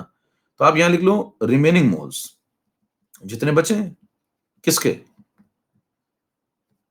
जिसके निकालने हैं आपको, जिसकी मोलैरिटी निकालनी है, और नीचे क्या लिख दो? Volume of solution in litre, खत्म, इससे आपको आ जाएगी। तो कंसेप्ट समझ पा रहे हैं? पहले सोचना कहां शुरू करेंगे। उसने पूछा फाइनली सॉल्यूशन में रिमेनिंग मोलैरिटी क्या आएगी या फाइनल मोलैरिटी क्या आएगी। रिमेनिंग बोल लो, फाइनल बोल लो, है ना, रिजल्टेंट बोल लो, जो बोलना है सो बोल, ठीक है। तो आपको कि भाई साहब जो मोल बच रहे हैं लास्ट में वो लिख दो ऊपर Cu+2 के, डिवाइड बाय वॉल्यूम कर दो, सॉल्यूशन का आंसर आ जाएगा। यही लॉजिक है। तो कह रहे ये करोगे कैसे? ये जो काम लिखा तुमने करोगे कैसे? बचा हुआ पोर्शन निकालना है, बचे हुए कितने मोल है निकालो, पहले कितने थे ये निकालो, पहले कितने थे। तो मान लो पहले x मोल थे, क्या थे पहले? x मोल, किसके? Cu+2 के। फिर कह रहा है कि उसमें से खर्च कितने कर दिए वो निकाल लो, y खर्च कर दिए, तो जितने थे उसमें से खर्च वाला माइनस कर दो तो बचे वाले आ जाएंगे। देखो ये थे, ये खर्च हो गए तो माइनस कर दिया, तो ये बचे, तो इतने बच गए, अपॉन वॉल्यूम कर दो, खत्म, यहां से आंसर आ जाएगा। अब अगर आप देखिए यहाँ पे v आपको क्वेश्चन में दिया हुआ, देखिए सवाल में पढ़िए, v तो 300 ml है, और वॉल्यूम में आप लोगों को कहा भी है कि वॉल्यूम को कांस्टेंट मान के चलो, देखो, है ना, तो वॉल्यूम में कोई चेंज आपको मानना नहीं, तो ये तो अभी भी 300 ही लगाना है आपको। क्वेश्चन पढ़ लीजिए, लगभग लगभग वही वॉल्यूम लेके चल रहा है, बस आपको x निकालना है, y निकालना है। तो x और y निकालना है तो सवाल हो जाएगा क्या? x कौन है? इनिशियल मोल। y कौन है? जो मोल आपने खर्च कर दिए, किसके? Cu+2 के। क्वेश्चन की फील आ गई कि नहीं? पहले फिर सवाल लगाना शुरू करें, मतलब पूरा कंसेप्ट समझ में आ गया क्या करने वाले हैं हम लोग। चलो अब जल्दी से गुणा भाग है। अब तो पहले x निकालते हैं। x कैसे निकालोगे? देखो अब तो गुणा भाग, x निकालते हैं, तो Cu+2 के इनिशियल मोल निकालिए। बताओ इनिशियल मोल्स कैसे निकालोगे? कंटेनर था, कंटेनर के अंदर ये भरा हुआ था, तो मोलैरिटी में वॉल्यूम इन ml मल्टीप्लाई कर लो, मोलैरिटी में वॉल्यूम इन लीटर चलो मल्टीप्लाई करो, तो सीधे मोल आ जाएंगे, है ना। तो मोलैरिटी कितनी? 0.160, वॉल्यूम कितना? 300 ml, इसको लीटर में कन्वर्ट कर लो, डिवाइड बाय 1000, ये आ गया क्या? मोल्स, किसके? Cu+2 के। कॉपर सल्फेट के होंगे तो इतने मोल Cu+2 के होंगे ना, कौन से वाले? इनिशियल। तो इसको आप क्या बोलेंगे? ये x आ गया, देखो ये x आ गया, x रेडी। अब इसी तरीके से y को रेडी कर लें तो काम हो जाए, है ना। एक्स रेडी, तो इसी तरीके से वाई को और रेडी कर लो भैया। वाई कैसे रेडी करोगे? देखो अब इस सर्किट में आपने करंट फ्लो कराई। करंट कितनी फ्लो कराई? 1.7 एम्पियर की 90% एफिशिएंसी के साथ 230 सेकंड तक। तो कितना चार्ज फ्लो कराया वो निकालना पड़ेगा पहले। चलो 9 नंबर पे आओ। तो आपने कितने की करंट फ्लो कराई? 1.7 एम्पियर, लेकिन उसका 90% ही इफिशिएंट था। तो इफेक्टिव करंट नीचे कितनी पहुंची? 90/100। अब यहाँ पे कुछ तेज दिमाग वालों के दिमाग में ख्याल कौंधा होगा कि यहाँ तो तुम इंटू 90% कर रहे हो, यानी कि 90/100, और पीछे जब तुम ये पढ़ाते थे तो यहाँ करते थे, देखो यहाँ करते थे, देखो यहां से यहां जब जाते थे तो कहते थे इसका डबल किया था। डबल करने का मतलब समझे आप? यहाँ पे इंटू 100/50। देखो 50% एफिशिएंसी का मतलब क्या मल्टीप्लाई किया आपने यहाँ पे? 50% एफिशिएंसी का मतलब आपने मल्टीप्लाई इंटू 100/50। अगर 40% एफिशिएंसी होती तो क्या मल्टीप्लाई करते? 100/40। समझ में आ रही बात? ये पॉइंट समझ में आया? इसमें अगला सवाल ही बन सकता है। देखिए अगर यहाँ 40% एफिशिएंसी कर देगा तो कितना मल्टीप्लाई करोगे? 100/40। सोचने का तरीका कहां से डेवलप किया? 50% एफिशिएंसी थी तो क्या मल्टीप्लाई किया? 100/50। तो जितने परसेंट एफिशिएंसी होती है 100 बाई उतने परसेंट यहाँ मल्टीप्लाई कर देते हैं। ठीक है, अब मुद्दा उठता है यहां तो तुम अगर मान लो यहाँ 90% एफिशिएंसी होती, सपोज यहाँ 90% होती, तो अब यहाँ क्या मल्टीप्लाई करते इसकी जगह पे? 2 की जगह पे 100/90। ये पॉइंट समझ में आया? अब मुद्दा उठता है यहां तो तुम कह रहे हो कि 100/90 करता मैं, और वहां तो 90/100 कर रहे हो। ऐसा क्यों? कह रहे यहां देखो एक्चुअल कितना चाहिए, यहां पे आपको कितना चाहिए था ये सब कराने के लिए, वो निकाला, फिर ऊपर से कितना मंगाना पड़ेगा वो डबल कर दिया। क्यों? क्योंकि ऊपर से ज्यादा मंगाओगे तो नीचे कम आपको मिल पाएगा, तो आपका काम इतना बन जाएगा। तो ऊपर से 1.2 मंगाएंगे, है ना, नीचे 50% पहुंचता है। तो सवाल ही उल्टा था। यहां सवाल ये था हमें इतने चाहिए, हम ऊपर से कितने मंगाए। यहां क्या सवाल था? हमें तो इतने ही चाहिए, ऊपर से कितने मंगाए। और अब क्या सवाल है देखना, तो ऊपर से डबल मंगा रहे थे। अब यहाँ क्या सवाल है? कह रहे ऊपर से इतने भेजे हैं। देखो ऊपर से इतने ही भेजे हैं, नीचे कितने पहुंचेंगे। यहाँ क्या सवाल है? ऊपर से इतने भेजे हैं तो नीचे कितने पहुंचेंगे? तो नीचे 90% पहुंचेगा, कम पहुंचेगा ना। तो यहाँ 90/100 कर रहे हैं। कितने वो सवाल समझ में आ रहा है क्या है? ठीक है, कभी कह रहे 90/100 कर दे, तो कभी 100/90। क्या चल रहा है, समझ में आ गया? तो यहाँ है सवाल कि ऊपर से मैंने 1.7 एम्पियर भेजा है, तो फिर इस सर्किट में नीचे कितना इफेक्टिव पहुंच रहा होगा? तो 90% पहुंच रहा होगा। पिछली बार क्या सवाल था? नीचे अगर 0.6 फेराड है तो ऊपर से कितना मंगाएंगे। उल्टा सवाल है ना। चलो भाई, तो ये हो गया करंट। ये करंट की एफिशिएंसी लगा दी, इतनी इफेक्टिव करंट आ गई। कितने सेकंड तक आपने पास करी? 230 सेकंड। तो आई इंटू टी, ये हो गया कूलॉम में चार्ज, डिवाइड बाय कर दो 96500, है ना, ये आ गए फेराडे। इतना पॉइंट समझ में आया? ये करंट, ये एफिशिएंसी, ये इफेक्टिव करंट। इफेक्टिव करंट में टाइम मल्टीप्लाई किया सेकंड वाला, ये आ गया कूलॉम, कूलॉम में ये डिवाइड किया, आगे फेराडे। क्लियर है इतना? ठीक है, एक बार आपको फेराडे मिल गए तो जितने फेराडे उतने ही ग्राम इक्विवेलेंट, जितने फेराडे उतने ही ग्राम इक्विवेलेंट। तो बताओ अगर मेरे को फेराडे किसी ने दे दिए तो इतने ही ग्राम इक्विवेलेंट। तो आप कहोगे भाई साहब 1.7 into 90 into 230 divide by 100 divide by 96500, ये आ गए ग्राम इक्विवेलेंट। इतने ग्राम इक्विवेलेंट Cu+2 के क्या हुए होंगे? यूज्ड। ठीक है, अब बताओ ग्राम इक्विवेलेंट क्या होते हैं? मोल्स इनटू एन फैक्टर, और Cu+2 का एन फैक्टर कितना है? 2। पीछे देखा आपने, 2 का चेंज हुआ है, तो इसका एन फैक्टर कितना है? 2। इट्स ट्यू। आइए देखें, तो ये एन फैक्टर आ गया 2, तो यहां पे लगा देंगे 2, तो मोल्स इनटू एन फैक्टर, तो यहां से मोल्स निकाल लेंगे। कौन से वाले? कॉपर+2 के जो यूज हुए हैं, तो 2 डिवाइड कर दो इधर लाके, ये 2 इधर लाके डिवाइड कर दो, तो ये मोल्स आ जाएंगे। कौन से वाले? जो कॉपर+2 के मोल्स यूज्ड हुए हैं। तो यहां से देखिए मोल्स आ गए। कोई ऐसा पूछे वाई आ जाएगा? यहां से कह रहे हैं हाँ वाई आ जाएगा ना, तो कहेंगे वाई क्या चीज थी? Moles of Cu+2 used. कितने आ रहे हैं भाई? लिख लो, ये पूरा लिखेंगे, डिवाइड बाई ये वाला 2 इधर लाके डिवाइड कर देंगे, तो आंसर आएगा 1.7 इंटू 90 इंटू 230 डिवाइड बाई 100 96500 और डिवाइड बाई 2। ये पॉइंट सबको क्लियर? ये वाई आ गया। देखिए वहां सवाल इतना सॉल्व करने वाला नहीं आएगा, लेकिन आपको फील होनी चाहिए कर क्या रहे हैं हम एग्जैक्टली। तो ये वाई आ गया, क्योंकि वहां कैसे भी सवाल पूछ सकता है। कई बार क्या होता है सवाल में इस तरीके से सवाल के 4 ऑप्शन बना देगा, वो सॉल्व नहीं करवाएगा आपसे। तो आपको लिखना आना चाहिए, समझ के चलिए बात को। अब ये मत बचिए कि भाई साहब ये तो बहुत बड़ा सवाल है, मैं नहीं लगाऊंगा, ऐसा तो आएगा ही नहीं, ऐसा नहीं आ सकता। किसी ने आपको रिटर्न में वो दिया है कि भैया नहीं ऐसा जाके तुम मुकदमा कर देना, आ सकता है ना। वो पूछ लेगा भाई साहब बताओ इतनी करंट 90% एफिशिएंसी के साथ मैंने 230 सेकंड तक पास कराई, कितने मोल यूज हुए कॉपर के? सवाल आ गया, इतना सा सवाल। 4 ऑप्शन दे दिए, ऑप्शन इसी प्रकार के दे दिए, सॉल्व भी नहीं कराया। एक ऑप्शन ये दे दिया, बाकी में एक में ये गायब कर देगा, एक में ये गायब कर देगा, एक में 2 ऊपर लिख देगा, एक में 2 नीचे लिख देगा, बना देगा 4 ऑप्शन। समझ पा रहे हैं? तो आप ये मत सोचिए कि वो सवाल कैसे बनाएगा, आप ये सोचिए आपके कंसेप्ट कैसे सही होंगे।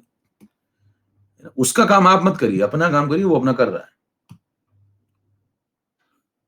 कई लोग पूरी जिंदगी दूसरे का ही काम करते रहते हैं। ठीक है, पहले अपना तो कर लो। देखिए एक्स आ गया, वाई आ गया, देखिए ये हो गया एक्स, है ना, ये आ गया एक्स। कह रहे सबको सुधार दूंगा, मेरा मकसद है यहां से जाने से पहले जिंदगी में सबको सुधारना। देखिए ये आ गया एक्स, ये आ गया वाई। ठीक है, अब एक्स और वाई यहां पुट कर दो, डिवाइड बाय वॉल्यूम कर दो। वॉल्यूम कितना लगाओगे बताओ? 0.3 लीटर। देखो यही वॉल्यूम लेके चलना है आपको, कह रहा है कोई वॉल्यूम में चेंज एज्यूम नहीं करना है।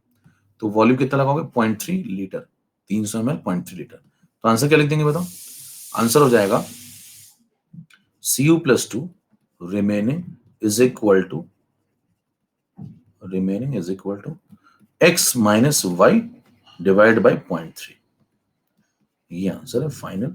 x पुट कर दो, y पुट कर दो, y लगा दो ये, x लगा दो ये, और डिवाइड कर दो इससे, ये आंसर है। पूरा नहीं सॉल्व करना था आपको, बस फॉर्मेट लिखना आना चाहिए। इतना सबको क्लियर? अंगूठा दिखाई फटाफट।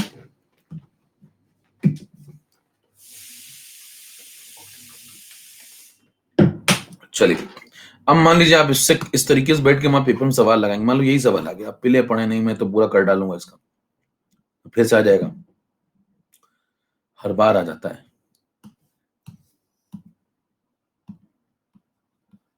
हर बार आ जाता है, हर साल आ जाता है, कहीं वो मौसम तो नहीं। आइए देखें 10 नंबर। देखिए अब आपको जो है जे क्या कहता है, जे क्या कहता है? कह रहा सर आप बेइज्जती बहुत करते हैं। अभी तो मैंने स्टार्ट भी नहीं किया। अब देखिए, अब मुद्दा ये है कि आपको लगना है फटाफट का क्वेश्चन लगाना है ना, टाइम नहीं है आपके पास जिंदगी में। तो आपने कहा मैं सीधे लिखूंगा आंसर। देखो Cu+2, लेकिन उसके लिए भी दिमाग चाहिए ना डायरेक्ट लिखने के लिए। Cu+2 का रिमेनिंग कंसंट्रेशन चेक करिए कि है कि नहीं, तो है कि नहीं। देखो तो यहां पे आपने क्या किया, एक ब्रैकेट बनाया ऐसा और माइनस कर दिया, और एक ब्रैकेट बना दिया ऐसा, और एक ब्रैकेट बना दिया ऐसा। इतने ही है। मैं कह रहे यहां क्या फिल करोगे? कहने जितने मोल थे। कह रहे यहां क्या फिल करोगे? जितने खर्च कर दिए, है ना। कह रहे ये माइनस कर दोगे तो क्या आ जाएगा? कहने जितने बच गए। डिवाइड बाय क्या कर दोगे? वॉल्यूम, लीटर में क्या आ जाएगी? मोलैरिटी। कौन सी बची हुई? करना ही है। अब बस इसी को एक लाइन में मैं लिख देता हूं, समझिए कैसे। जिसका कंसेप्ट क्लियर होता है वो कस कैसे पढ़ता है। सवाल को ऐसे देखा करिए, रमन राघव पार्ट 2 की तरह। देखिए अब यहाँ पे देखिए कस के देखिए, तो 0.16 इंटू 0.3, ये 0.3 लीटर दिख रहा है ना, यहाँ 1000 डिवाइड कर लो दिमाग में, हर चीज लिख के करोगे क्या? तो ये 0.3 लीटर दिख रहा है आपको, ये 0.16 है, तो 0.16 में 0.3 मल्टीप्लाई कर दो। ठीक, तो जैसे आप ऐसा करेंगे तो आपने कहा मोलैरिटी कितनी है? 0.16 मोलर। वॉल्यूम कितना है? 300 ml, यानी कि 0.3 लीटर। तो ये क्या आ गए? मोल्स। कौन से वाले? इनिशियल। फाइनल वॉल्यूम कितना लगाना है? 0.3 लगा दिया। अब बस यहाँ क्या फिल करना है कि कितने आपने खर्च कर दिया, कितनी करंट आपने पास करी? 1.7 एम्पियर। देखते जाओ बस, 1.7 एम्पियर कितने टाइम तक? 230 सेकंड तक। किस एफिशिएंसी से? 90%। आइए स्वागत करें इसका। 1.7 एम्पियर की करंट अगर आप पास करते हैं और 90% एफिशिएंसी से पास करते हैं तो इफेक्टिव करंट तो सर्किट में इतनी ही जा पाएगी। तो ये इफेक्टिव करंट हो गई, इंटू 230 कर दो, सेकंड मल्टीप्लाई कर दो तो ये कूलॉम में चार्ज हो गया, डिवाइड बाय 96500 कर दो तो ये फेराडे हो गए। तो यही ग्राम इक्विवेलेंट हो गया जो खर्च हुए इसके। और ग्राम इक्विवेलेंट में अगर n फैक्टर डिवाइड कर दो तो ये मोल आ गए, तो ये मोल आ गए जो खर्च हो गए। तो ये कौन है? वाई। ये x है, ये y है, x में से y माइनस कर दो, ये रिमेनिंग मोल हो गया, डिवाइड बाय वॉल्यूम, खत्म। ये आंसर। मैंने आपको पहले भी कहा था, सवाल हमेशा एक लाइन का होता है, मुद्दा है वो है किसके सामने। कल को मान लीजिए वहां सवाल आया और उसने इस फॉर्मेट में आपको 4 ऑप्शन दे दिए, पूरा नहीं सॉल्व करवाया उसने, है ना, इस फॉर्मेट में ही आपको 4 ऑप्शन दे दिए, दे सकता है ना, ऑब्जेक्टिव ही तो है। अगर आपको थोड़ी अकल है तो फिर ऑब्जेक्टिव ही तो देखिए, 0.16 इंटू पॉइंट, बस आपको चेक ही तो करवा रहा है कि आपको आता है कि नहीं आता। ये पुराने मोल, ये खर्च हो गए, देखो ये करंट। कोई पूछे क्या किया भैया, कहे सुन लो, लिख भी लो। करिए ये क्या है, करिए ये करंट है। करिए ये क्या है, ये इफेक्टिव करंट है। करिए फिर ये क्या है, ये कूलॉम्ब है। करिए फिर ये डिवाइड करके क्या हुआ, फेराडे आ गए। फेराडे के तो क्या आ गए, ग्राम इक्विवेलेंट आ गए। कह रहे उसमें 2 डिवाइड करने से मोल आ गए, खत्म। ऐसे ऐसे देखा करो, ऊपर हवाई जहाज दिखता होगा तो समझ में आ जाओ आपका सही चल रहा है। दूर का हवाई जहाज ऐसे दिखना चाहिए आपको पीछे से।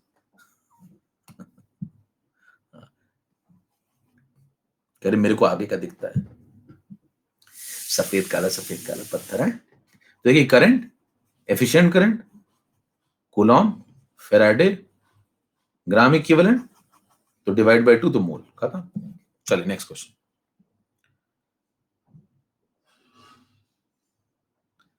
अब बताइए कितना कॉन्फिडेंस आ गया कि सवाल लगा लेंगे।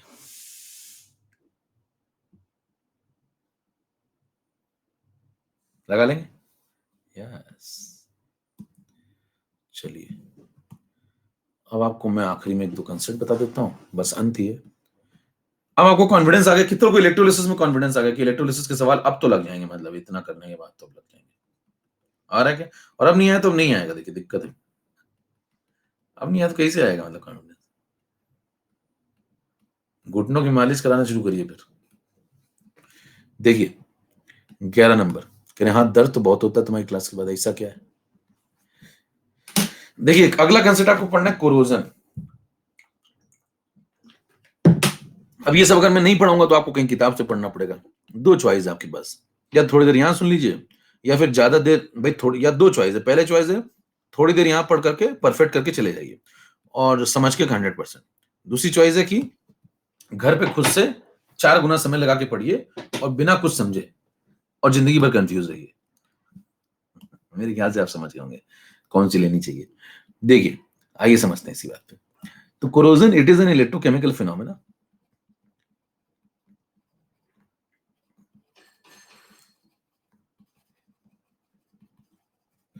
ये सब आप खुद से पढ़ेंगे तो ना आपको समझ में आएगा ढंग से, और पढ़ेंगे आप 4-5 घंटे बैठ के इसको। It is an electrochemical phenomena. Electrochemical phenomena का मतलब यहाँ पे एक तरफ एनोड बनेगा, एक तरफ कैथोड बनेगा और सर्किट चलेगा। कोरोजन कब होता है, आप एक लोहे का कूलर ले आए, देखिए सुनिएगा ध्यान से, एक लोहे का कूलर ले आए मान लो, है ना, लोहे की बॉडी। अब लोहे की बॉडी है तो बताइए उस लोहे के कूलर में कभी कभी देखते हैं बरसात के मौसम में यहाँ जंग लगना शुरू हो जाती है सरफेस पे, है ना, तो जो जंग लगती है उसी को क्या बोलते हैं, रस्टिंग, कोरोजन, है ना, लोहे में जंग लगना। तो वो जंग क्यों लगती है, उसी को आपको फिनोमेना को पढ़ना है। तो होता क्या है कि देखिए अगर ये स्मूथ सरफेस हुई तो जंग कब कब नहीं लगती। जैसे कोरोजन को आपको ब्लॉक करना है तो क्या करिए, यहाँ पे स्मूथ सरफेस बना दीजिए। अगर यहाँ गड्ढे नहीं होंगे तो सेल नहीं बनेगा, एनोड कैथोड नहीं बनेगा, क्योंकि पानी नहीं भर पाएगा अंदर, तो एनोड कैथोड नहीं बनेगा तो सर्किट चल नहीं पाएगा और जंग लगेगी नहीं। तो लोग क्या करते हैं, कोरोजन से बचने के लिए सरफेस को स्मूथ कर देते हैं ना, इसके ऊपर क्या लगा देते हैं, कोई पेंट कर देते हैं। तो आपने देखा होगा कूलर के ऊपर पेंट किया जाता है, ऐसे लोहा लाके नहीं रख दिया जाता है। तो पेंट करने से क्या होता है, गड्ढे नहीं बन पाते हैं। गड्ढे नहीं बन पाएंगे तो मॉइस्चर के आने से पानी यहाँ पे नहीं भर पाएगा, छोटे छोटे सर्किट्स नहीं बनेंगे, तो कोरोजन ब्लॉक हो जाएगा, है ना। तो चिकनी सतह पे कोरोजन नहीं होता, समझ में आ रहा है? लेकिन इतनी चिकनी सतह ज्यादा दिन रहती नहीं। मान लीजिए पेंट लगाया तो पेंट भी तो उखड़ जाएगा ना, अगर मैं एशियन पेंट लगा दूं तो सब उखड़ जाते हैं। ठीक है, तो आप देखिए यहाँ पे जैसे थोड़ा बहुत पेंट उखड़ेगा तो यहाँ पे आप देखेंगे अगर जूम करके ऐसे, तो यहाँ पे आपको थोड़े थोड़े गड्ढे दिखना शुरू हो जाएंगे। आप करें ऐसे दूर से तो मेरे दिखते नहीं है, वो जूम करके देखो ना, बिल्कुल अंदर घुस के एकदम माइक्रोस्कोप लगा के, तो आपको दिखेगा छोटे छोटे गड्ढे यहाँ पे मिलेंगे। तो एक गड्ढे पे एनोड बन जाता है इस सिरे पे, और एक गड्ढे पे कैथोड। यहाँ पे पानी भर जाता है, मॉइस्चर आएगा तो यहाँ पे पानी भर जाएगा। ठीक है, पानी के थ्रू इलेक्ट्रॉन का फ्लो इधर से उधर होता रहेगा। अब देखिए उसके बाद क्या होगा, यहाँ पे एक सिरा और यहाँ पे दूसरा सिरा, ये आयरन की पूरा सरफेस है, और यहाँ पे बन गया मान लो एनोड और यहाँ पे बन गया कैथोड। तो एक तरफ क्या होता है कि जो आयरन है वो ऑक्सीडाइज होना शुरू, जंग लगने का मतलब ही है कि आयरन जो है Fe वो ऑक्सीडाइज होना शुरू हो गया, तो Fe कन्वर्ट होने लगता है Fe+2 और इलेक्ट्रॉन फ्री करना शुरू करता है। फिर देखिए ये जो इलेक्ट्रॉन यहाँ से फ्री होगा, है ना, ये इलेक्ट्रॉन जो यहाँ से फ्री होगा वो कहाँ पहुंचेगा, वो रिड्यूस करने के लिए किसी को पहुंचेगा, कैथोड पे। तो कैथोड पे इन्वायरमेंट में कौन है, O2 है है ना। साथ में कौन है, जब जंग लगती है तो आपने देखा होगा कि जंग लगने में एक व्यक्ति का और रोल है। अगर आप ध्यान से देखें, प्रोटॉन का। प्रोटॉन कहां से है अभी समझते हैं। फिलहाल नेचर में O2 तो मिलती है। अगर कहीं से प्रोटॉन मिल जाए तो ये इलेक्ट्रॉन बिल्कुल रेडी बैठे हुए हैं, ये यहां से फ्लो करके उधर पहुंच जाएंगे और इधर जाकर के इस O2 के साथ जुड़ जाएंगे और क्या बना देंगे, रिड्यूस होकर के H2O। तो ये रिएक्शन स्टार्ट हो जाएगी किसमें, कैथोडिक प्रोसेस। तो आपसे पूछा जाए कैथोडिक प्रोसेस क्या होता है, तो ये कैथोडिक प्रोसेस है इधर वाला, है ना। इधर वाला ये कैथोडिक प्रोसेस है। कह रहा है एनोड पे क्या हो रहा है, कह रहा है एनोड पे ये हो रहा है। इस तरीके से सर्किट चल पड़ता है, ठीक है। इसको बोलते हैं इलेक्ट्रोकेमिकल फिनोमेना, एनोड कैथोड। और धीरे धीरे लोहा खराब हो जाएगा, लोहे में ऑक्सीडेशन स्टार्ट हो जाएगा। तो लोहे खराब होने का मतलब समझ रहे हैं, Fe कन्वर्ट होने लगा Fe+2 में, तो लोहे का जब ऑक्सीडेशन स्टार्ट हो जाएगा तो आप कहेंगे लोहा धीरे धीरे खराब हो रहा है, ठीक है। अब एनोड पे क्या हुआ, कैथोड पे क्या हुआ, रिएक्शन लिख लेते हैं। देखिए एनोड पे क्या हुआ, Fe converted into Fe+2 2 electron. फिर क्या, कैथोड पे क्या हुआ वो भी लिख लेते हैं। कैथोड पे आप देखेंगे जो O2 है उसने H पॉजिटिव रिसीव कर लिया, इलेक्ट्रॉन रिसीव कर लिए और पानी बना दिया। तो पानी की आपको एक रिएक्शन याद होगी, कौन सी वाली, ऑक्सीडेशन वाली। पानी की ऑक्सीडेशन वाली याद है, पानी की ऑक्सीडेशन वाली यही तो थी, H2O converted into O2 plus H++ electron, उसी का उल्टा है।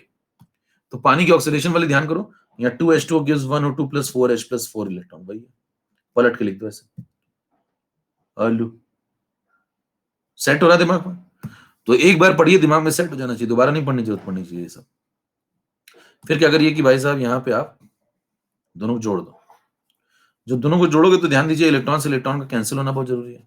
तो यहाँ पे तो भैया 4 इलेक्ट्रॉन लेके बैठा है, यहाँ 2 ही लेके बैठा हुआ। तो क्या करो, ऊपर वाली में 2 मल्टीप्लाई कर दो। 2 मल्टीप्लाई करोगे तो यहाँ कितना बन जाएगा 2, यहाँ क्या आ जाएगा 2 और यहाँ क्या आ जाएगा 4। अब बताइए जोड़ सकते हैं, हाँ। अब दोनों को जोड़ दो। जैसे दोनों को जोड़ोगे अब तो आपको एक फाइनल रिएक्शन मिलना शुरू हो जाएगी। इलेक्ट्रॉन से इलेक्ट्रॉन कट गया तो आंसर बचा 2Fe plus 1O2 plus 4H positive gives 2Fe+2 plus 2H2।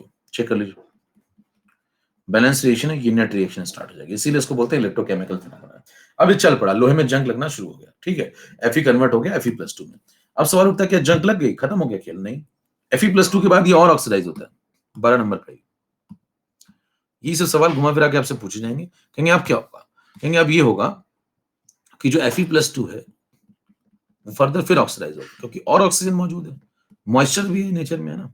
ये कन्वर्ट हो जाएगा Fe2O3 में, अपर लेवल में चला जाएगा, फेरिक बना देगा और साथ में कुछ मॉइस्चर के टुकड़े डॉट प्रोडक्ट के साथ यहाँ जुड़ जाएंगे, डॉट XH2। तो ये जो टुकड़े बनने लगे इसको बोलते हैं रस्ट, ठीक है। और साथ में मीडियम में जब पानी यहाँ जुड़ जाएगा और इसका ऑक्सीजन यहाँ जुड़ जाएगा, Fe के साथ इसका ऑक्सीजन जुड़ जाएगा तो यहाँ से H+ फ्री होने लगेंगे, है ना। यहाँ से देखिए H+ फ्री हो जाएंगे ना पानी में से, तो ये फ्री हो गया। रिएक्शन समझते चलिए, रटना नहीं। देखिए Fe+2 में था, इस O2 ने इसको ऑक्सीडाइज किया तो ये Fe2O3 बन गया, थोड़े पानी इसमें जुड़ गए। अच्छा, जो पानी में से यहाँ से कुछ ऑक्सीजन इसमें जुड़ा है ना, वो ऑक्सीजन जा जाके फिर H+ अपना फ्री करा देगा H2O में से, H2O में से H+ फ्री हो गया, ऑक्सीजन यहाँ जुड़ गया। तो कुल मिला के ये सब चलने लगा और आपको फाइनल सेल रिएक्शन मिल गया। अंत में आपको क्या मिला, Fe2O3.XH2। क्या फ्री हो गया, प्रोटॉन। प्रोटॉन फर्दर जब फ्री हुआ है तो वो जाके फिर यूज में आ जाएगा। देखिए ये फाइनल आंसर है, इसमें जो फाइनल आंसर है, इसमें ये जो बना है इसको बोलते हैं रस्ट। आप देखते होंगे लोहे के टुकड़े थोड़े थोड़े टूट टूट के गिरना शुरू हो जाते हैं धीरे धीरे, है ना। तो वो ये होते हैं, जो हल्के से मॉइस्ट टुकड़े होते हैं ना, वो टूट टूट के गिरना शुरू हो जाते हैं ऊपर सरफेस से, छोटे छोटे वो होते हैं जंग के टुकड़े, वो ये होते हैं, उनमें Fe2O3.XH2O होता है, ठीक है। अब उसके बाद यहाँ पे देखिए प्रोटॉन फ्री हो गया। अब इस प्रोटॉन का क्या करोगे, इस प्रोटॉन को फिर से यहाँ पे पहुंचा देंगे, कहेंगे O2 के पास जाएंगे, कहेंगे तुमको प्रोटॉन चाहिए था, कह रहा ले लो। कहाँ से आया, अरे वो मत पूछो, यहाँ फ्री हुआ था हम ले आए तुम्हारे लिए। अच्छा लग रहा है, हाँ अच्छा लग रहा है, ठीक है। तो मतलब ये सर्किट रिपीट होता रहेगा बार बार। लोहा तो खूब सारा ही है ना। देखो नेचर में लोहा भर भर के है, एकदम भर भर के लोहा पूरा, आपने देखिए भर रखा है ना। कूलर, इतना बड़ा कूलर लेकर के आया तो लोहा तो खूब भर के, कोई दिक्कत नहीं है, ये तो खूब है। O2 खूब है, नेचर में ऑक्सीजन मिलती है, तो ये तो दोनों मिले ही मिले हुए हैं आपको। बस आपको चाहिए क्या था, प्रोटॉन। प्रोटॉन रिसाइकिल होकर यहाँ से वापस काम में लग जा रहा है। अच्छा, सवाल ये उठता है टेक्निकल सवाल कि चलो प्रोटॉन लास्ट में जो बनेगा वो रिसाइकिल होकर यहाँ पे वापस आ जाएगा, लेकिन शुरुआत कैसे होगी। तो जो लॉजिकल आदमी होता है वो सब सोचता नहीं, तो ठीक है खत्म हो गया, करे हाँ कोर्स तो खत्म ही हो जाता, हर बार ही खत्म होता, पिछली बार भी हुआ था मेरा कोर्स। है ना, लेकिन मैं यही हूं। तो मुद्दा है कि भैया यहाँ पे H पॉजिटिव जो फाइनल बना वो तो वापस रिसाइकिल हो गया, लेकिन पहली बार जब H पॉजिटिव आपको चाहिए होगा फर्स्ट टाइम, तो वो तो रिसाइकिल नहीं हुआ होगा ना, वो तो पहले तो लाओ ना कहीं से, ये दो रिएक्शन तो कराओ, तब ये होगा, जब ये होगा तब ये होगा, फिर ये बनेगा, फिर रिसाइकिल होगा। तो पहली बार H प्लस कहां से आया, इसका प्राइमरी सोर्स कहां है, ये सवाल आ चुका है। तो आप कहेंगे प्रोटॉन का प्राइमरी सोर्स जरा ढूंढिए। एक जबरदस्त क्वेश्चन यहाँ पे बनता है, जो लोग ज्यादा समझते नहीं और अचानक से आ जाता तो फिर तो आप सबको पूछे बताइए प्राइमरी सोर्स क्या है यहाँ पे, क्योंकि पानी तो इतना दे नहीं पाएगा ना, क्योंकि पानी तो बहुत वीक है, तो कह रहे पानी से आ जाएगा, पानी तो बहुत वीक है, आयनिक इक्विलिब्रियम केशव। ठीक है, तो क्या करते हैं, देखिए नेचर में CO2 भी होती है, और CO2 मॉइस्चर के साथ कंबाइन हो जाती है और क्या बना देती है, H2CO3 कार्बोनिक एसिड, हालांकि वीक एसिड है, लेकिन ठीक है, इसमें ठीक ठाक प्रोटॉन आपको मिल जाएंगे। तो ये है सोर्स ऑफ H पॉजिटिव, ये आगे चल के आपको क्या दे देगा, प्रोटॉन। तो यहां से प्रोटॉन पहली बार मिलना शुरू होते हैं। तो नेचर की जो CO2 होती है वो मॉइस्चर के साथ क्लब हो जाती है और H2CO3 बनाती है, यहां से प्रोटॉन पहली बार मिलते हैं, ये प्रोटॉन यहां यूज होते हैं, फिर ये पूरी रिएक्शन हो जाती है, फिर ये फाइनल प्रोटॉन फ्री हो जाते हैं और ये वापस से आकर के इसके पास चले जाते हैं। कितना फील आ गया कंसेप्ट का, जल्दी से तोड़िए ताबड़तोड़। सारे कंसेप्ट क्लियर। इसीलिए मैं कहता हूं कि देखिए जंग लगने के लिए क्या क्या जरूरी है, जंग लगने के लिए पहले नेचर में ऑक्सीजन होनी चाहिए, जो कि होती है, प्रोटॉन का सोर्स कोई होना चाहिए जैसे H2CO3, और साथ में लोहा भी होना चाहिए और मॉइस्चर भी होनी चाहिए। देखिए मॉइस्चर होगी तभी तो जंग लगेगी ना आगे। तो देखिए मॉइस्चर होता है यस, O2 होता है यस, लोहा भी है यस, और क्या चाहिए, और प्रोटॉन चाहिए। प्रोटॉन कहां से आएगा, प्रोटॉन H2CO3 देगा। क्लियर है मामला। लोहा भी तो होना चाहिए ना, लोहा नहीं हो जंग कहां लगाओ, फिर सर पे लगा लो जंग। ठीक, अब ये तो हो गया जंग लगने का तरीका। अब क्या होता है, जंग लगना कोई अच्छी बात तो है नहीं, रोज रोज आप जंग लगा रहे, कूलर खराब हो जाएगा आपका। अच्छा, बहुत स्लो फिनोमेना, ये बहुत धीमे धीमे होता है, केमिकल काइनेटिक्स पहला लेक्चर मैंने आपको बताया था, वेरी स्लो फिनोमेना के अंदर कोरोजन, और वो बहुत स्लो फिनोमेना, बहुत धीमे धीमे होता है, इसका रेट निकालना बहुत मुश्किल है। Chemical kinetics first lecture type करिएगा, जब मिस्टर एक 1 अक्टूबर वाली क्लास में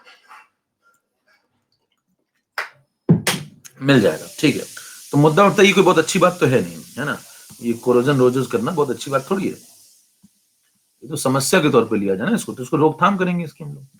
तो रोकथाम करते हैं इसकी, prevention, prevention of corrosion. Prevention of corrosion का मतलब कोरोजन को रोकने के क्या तरीके हैं, तो रोकने के तरीके देखिए फटाफट। रोकने का जो तरीका है उसमें आपको थोड़ा सा एक सीरीज समझनी होगी, 3 डेटा में दे रहा हूं आपको, देखिए। पहला डेटा है E0 ऑफ Zn + 2 Zn, दूसरा है Fe + 2 Fe, और तीसरा है Sn + 2 Sn। ठीक है, अगर आप सीरीज में ध्यान से देखें तो सबसे ऊपर सीरीज में जिंक मिलता है, इन तीनों में, इन तीनों में, फिर Fe मिलेगा, फिर Sn मिलेगा, है ना। तो अगर आप देखेंगे नीचे आने पे SRP बढ़ता है, तो इनके SRP बढ़ रहा है। अगर आप चेक करेंगे इनका डेटा उठा करके, लैब से लाइए इनका डेटा, तो आपको मिलेगा, इसका तो आप पढ़ चुके हैं -0.76, कहां पढ़ चुके हैं, डैनियलसन में, है ना। थोड़ा नीचे आएंगे तो Fe का भी आपको ध्यान होना चाहिए, -0.44, कई बार यूज होगा, नहीं याद है तो कोई बात नहीं, और याद है तो अच्छी बात है, नहीं तो सीरीज से उठा लेंगे ना। इसका होता है 0.14 नेगेटिव। देखिए बढ़ रहा है घट रहा है, तो बढ़ रहा है, बढ़ना भी चाहिए। तो ये सब डेटा सीरीज से आया, आप चेक कर सकते हैं। तो यहां पे आप देखेंगे सीरीज में, जब आप इलेक्ट्रोकेमिकल सीरीज, इसमें जब आप नीचे की तरफ जाते हैं तो SRP बढ़ता है, और SRP देखिए बढ़ रहा है, इसका मतलब सही चल रहा है सब कुछ। ठीक है, अब मुद्दा उठता है हमें इससे क्या, हमें यहां से रिएक्टिविटी सीरीज का ऑर्डर मिल जाएगा। देखिए रस पूछा जाए इसमें तीनों में रिएक्टिविटी का ऑर्डर बताओ, रिएक्टिविटी ऑफ मेटल्स, तीनों का ऑर्डर बताओ, टाइप करिए फटाफट, तीनों का ऑर्डर टाइप करिए। जिंक FeSN में सबसे ज्यादा रिएक्टिव कौन, उससे कम उससे कम, इसको 1, इसको 2, इसको 3, चलो ये 1 नंबर, ये 2 नंबर, ये 3 नंबर, ऑर्डर टाइप करो, 1 2 3 3 2 1 टाइप करो, सबसे ज्यादा, फिर उससे कम, फिर उससे कम। सही जवाब है, सबसे ज्यादा होता है जिंक। मैंने आपको बताया भी था, एक और बताया, फिर आप भूल जाते हैं, कम वक्त मुझे कुछ याद क्यों नहीं रहता। मैंने आपको बताया था जब आप सीरीज में नीचे की तरफ जाते हैं तो मैंने आपको कुछ सिखाया था, बताइए क्या, SRP तो बढ़ता ही, और एक चीज बताई थी, ऊपर वाला ज्यादा रिएक्टिव होता है, नीचे वाला कम रिएक्टिव होता है, मेटल, मेटल मेटल, नीचे जाने पे रिएक्टिविटी ऑफ मेटल डिक्रीज करती है, सब बता चुका हूं मैं आपको। अरे मुझे सब बातें क्यों नहीं याद रहती हैं? रिएक्टिविटी ऑफ मेटल डिक्रीज करता है ना, बता चुके ना।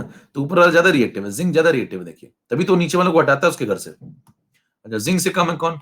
सेकंड नंबर पे कौन आएगा? एफई के बाद कौन आएगा फिर? ऐसे क्या मैं पैदल हूं? हाँ भाई, ये रिएक्टिविटी का ऑर्डर समझ में आ गया आपको? ओके, चलिए इसी की बेसिस पे आप कंसेप्ट को आगे बढ़ाएंगे। और चलिए देखिए अगला कंसेप्ट, कैसे करते हैं प्रिवेंशन, है ना। इस कंसेप्ट से कैसे प्रिवेंशन, बचाना किसको है? इन तीनों में बचाना किसको है? एफई को। इन तीनों में बचाना किसको? एफई को। ठीक है, कौन बचा सकता है? पहला ऑप्शन जिंक, दूसरा ऑप्शन एसन, तीसरा है बोथ, और चौथा है नन। चलिए पोल शुरू कर रहे हैं। पहला समझ गए? पहला जिंक, एफई को बचाना है। पहला एफई को, फिर सुन लो, एफई को बचाना है। कौन बचा सकता है? पहला option zinc, A option, B option, second option है एसन ओनली, और तीसरा ऑप्शन है बोथ, और चौथा नन। चलिए पोल स्टार्ट।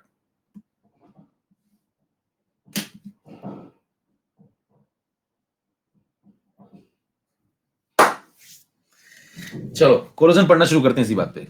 आपको समझ में आ गया कोरोजन पढ़ना बहुत जरूरी है। आपको समझ में आएगा कोरोजन पढ़ना बहुत जरूरी है। कह रहे पोल में आंसर, पोल में दिया करो आंसर। अच्छा, गुस्सा हो रहा है, पोल में आंसर दिया करो प्लीज।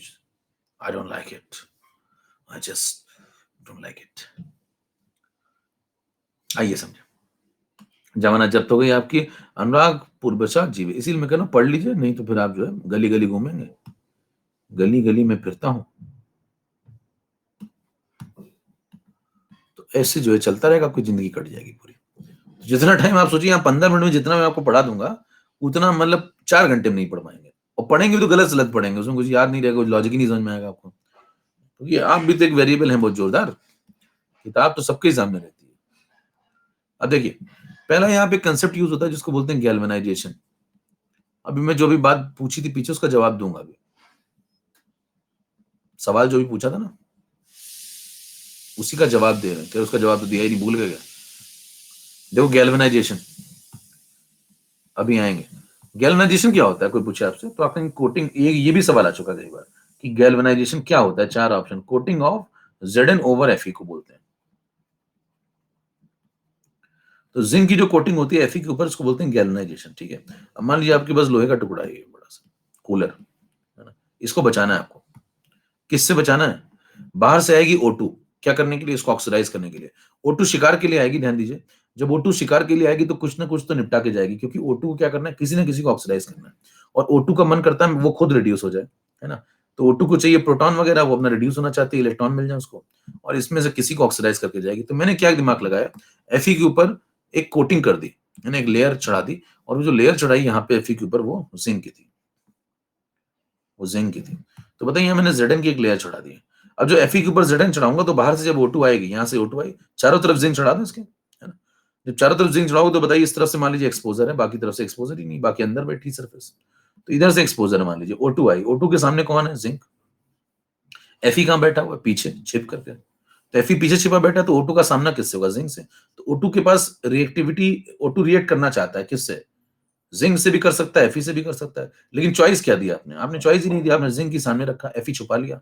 जो Fe छुपा लिया तो Fe चुपचाप अंदर बैठ जाएगा, कहेगा हम तो ही नहीं, हम तो ही नहीं। समझ पा रहे हैं?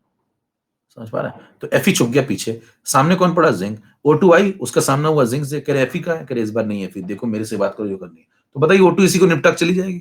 अब यहाँ भी गड्ढे बनेंगे, बरसात के मौसम में गड्ढे तो बनते ही हैं। तो बताइए यहाँ पे अगर गड्ढा बना तो बताइए यहाँ पे भी सर्किट तैयार हो जाएगा, वैसा ही। तो इस बार लेकिन Fe अंदर बैठा हुआ चुपचाप, Fe कुछ बोल नहीं रहा, देखो, है ना। यहाँ पे एनोड बन जाएगा, यहाँ पे कैथोड बन जाएगा, एनोड कैथोड। अब देखिए एनोड पे क्या होगा, एनोड पे जो जिंक है वो ऑक्सीडाइज होना शुरू हो जाएगा, इस बार जिंक ऑक्सीडाइज होना शुरू हो जाएगा, और नीचे जो बैठा हुआ चुपचाप, वो Fe चुपचाप बैठा रहेगा। कैथोड पे क्या होगा? कैथोड पे जो ऑक्सीजन आई थी, उसने H पॉजिटिव फिर से ले लिया, कहीं से इलेक्ट्रॉन ले लिया नीचे से, H पॉजिटिव नेचर से मिल जाता है उसको, इलेक्ट्रॉन यहाँ से मिल गया, और वो बदल गई H2O में। यही मकसद था उसका, हो गया काम, काम हो गया। ऐसा क्यों हुआ? क्योंकि अब देखिए रिएक्टिविटी के अगर आप ऑर्डर देखें, तो रिएक्टिविटी में जिंक ज्यादा रिएक्टिव है, देखो चेक करो, जिंक Fe से ज्यादा रिएक्टिव है ना। तो जिंक अगर Fe से ज्यादा रिएक्टिव है तो ऐसे लिख लो, ठीक है। तो अभी एक्सपोजर किसका था, है ना, एक्सपोजर था जिंक का। Fe कहां बैठा है? चुपचाप अंदर। तो जिंक निपट गया भैया, और ऑक्सीजन को मजा भी आया होगा। क्यों? ऑक्सीजन को क्यों मजा आया होगा? क्योंकि ध्यान दीजिए Fe से भी ज्यादा रिएक्टिव चीज आपने दी है ना उसको। आपने कहा Fe से भी जोरदार रिएक्टिव, वो आया था Fe को निपटाने, O2 आया था Fe को निपटाने, मिला नहीं, Fe छुपा बैठा हुआ, सामने कौन पड़ा? जिंक। जिंक कहता है हमसे बात करो, हम उससे भी ज्यादा रिएक्टिव है, तो और मजा आया O2 को भैया इसको निपटाने। तो O2 ने उसको और मन से निपटाया, कभी पूछा ही नहीं Fe कहाँ है। देखिए O2 पूछती भी नहीं Fe कहाँ है, जिंक के साथ आराम से खेल रही है, क्या हम लोग इलेक्ट्रॉन इलेक्ट्रॉन खेलें। तो इलेक्ट्रॉन आपस में खेल रहे हैं, Fe चुपचाप अंदर बैठा हुआ है, सुरक्षित एकदम। इस प्रकार से Fe को बचा लिया जाता है, इसको बोलते हैं coating of Zn over Fe, it is known as galvanization. Proper clear मामला यहां तक। अब मुद्दा क्या है? मुद्दा ये है कि पहला पॉइंट तो ये आया कि Zn is more reactive. Okay, फिर क्या होगा? धीरे धीरे धीरे धीरे ये जो लेयर है ये टूटती जाएगी, क्योंकि खत्म होता जाएगा ना जिंक, O2 निपटाती जाएगी, गड्ढा और बड़ा होगा, गड्ढा और बड़ा होगा, गड्ढा यहां तक भी तो पहुंचेगा। जब गड्ढा यहां तक पहुंचेगा तो मेरे दोस्त ये जो Fe की सरफेस है ये भी एक्सपोज हो जाएगी। देखिए ये भी दिखना शुरू हो जाएगी, और जब ये Fe की सरफेस दिखना शुरू हो जाएगी तो बताइए अब जब O2 आएगी तो O2 के पास कितनी चॉइस होंगी? 2 चॉइस। अभी तक O2 के पास कोई चॉइस नहीं होती थी, वो Zn को निपटाती थी और मजे में खुश होकर चली जाती थी, क्योंकि Zn बहुत रिएक्टिव था, है ना। उसको कभी Fe को पूछा भी नहीं उसने कि Fe कहाँ है, Fe कहाँ है, कुछ नहीं पूछा उसने, चली गई थी। अब क्या हुआ? ऊपर से लेयर टूट गई। जब लेयर टूट गई कहीं से, कहीं ना कहीं कोटिंग टूटेगी ना, जब ये कोटिंग निकल के बाहर भाग जाएगी, मान लो खराब हो गई कोटिंग यहां से, तो ये लेयर यहां तक आ गई ऐसे, और जब ऐसी आ जाएगी तो बताइए फिर कौन एक्सपोज हो गया? यहाँ पे अंदर ये लेयर Fe की भी एक्सपोज होगी और बाहर जिंक भी है। देखिए तो ये बाहर जिंक भी है और यहाँ Fe भी खुल गया, तो अब 2 रास्ते खुल गए, जिंक और Fe। तब अब जब O2 आएगी तो उसके सामने 2 चॉइस है, कौन कौन सी? एक जिंक को निपटाए या फिर Fe को निपटाए। वो किसको निपटाएगी? जो ज्यादा रिएक्टिव है। देखिए अब भी O2 जिंक से ही बात करती है, Fe खुल चुका है। देखिए Fe कहेगा अभी भी हमसे बात नहीं कर रही हो। कह रहे नहीं, कह रहे क्यों? क्योंकि जिंक ज्यादा रिएक्टिव, यानी उसको मजा आने लगा जिंक के साथ, तो उसको जिंक के साथ मजा आने लगा, वो Fe से अभी भी बात नहीं करती, जबकि खुल गई सर्किट। देखिए यहाँ से सर्किट खुल गया, लेकिन अभी वो जिंक को निपटा रहा है।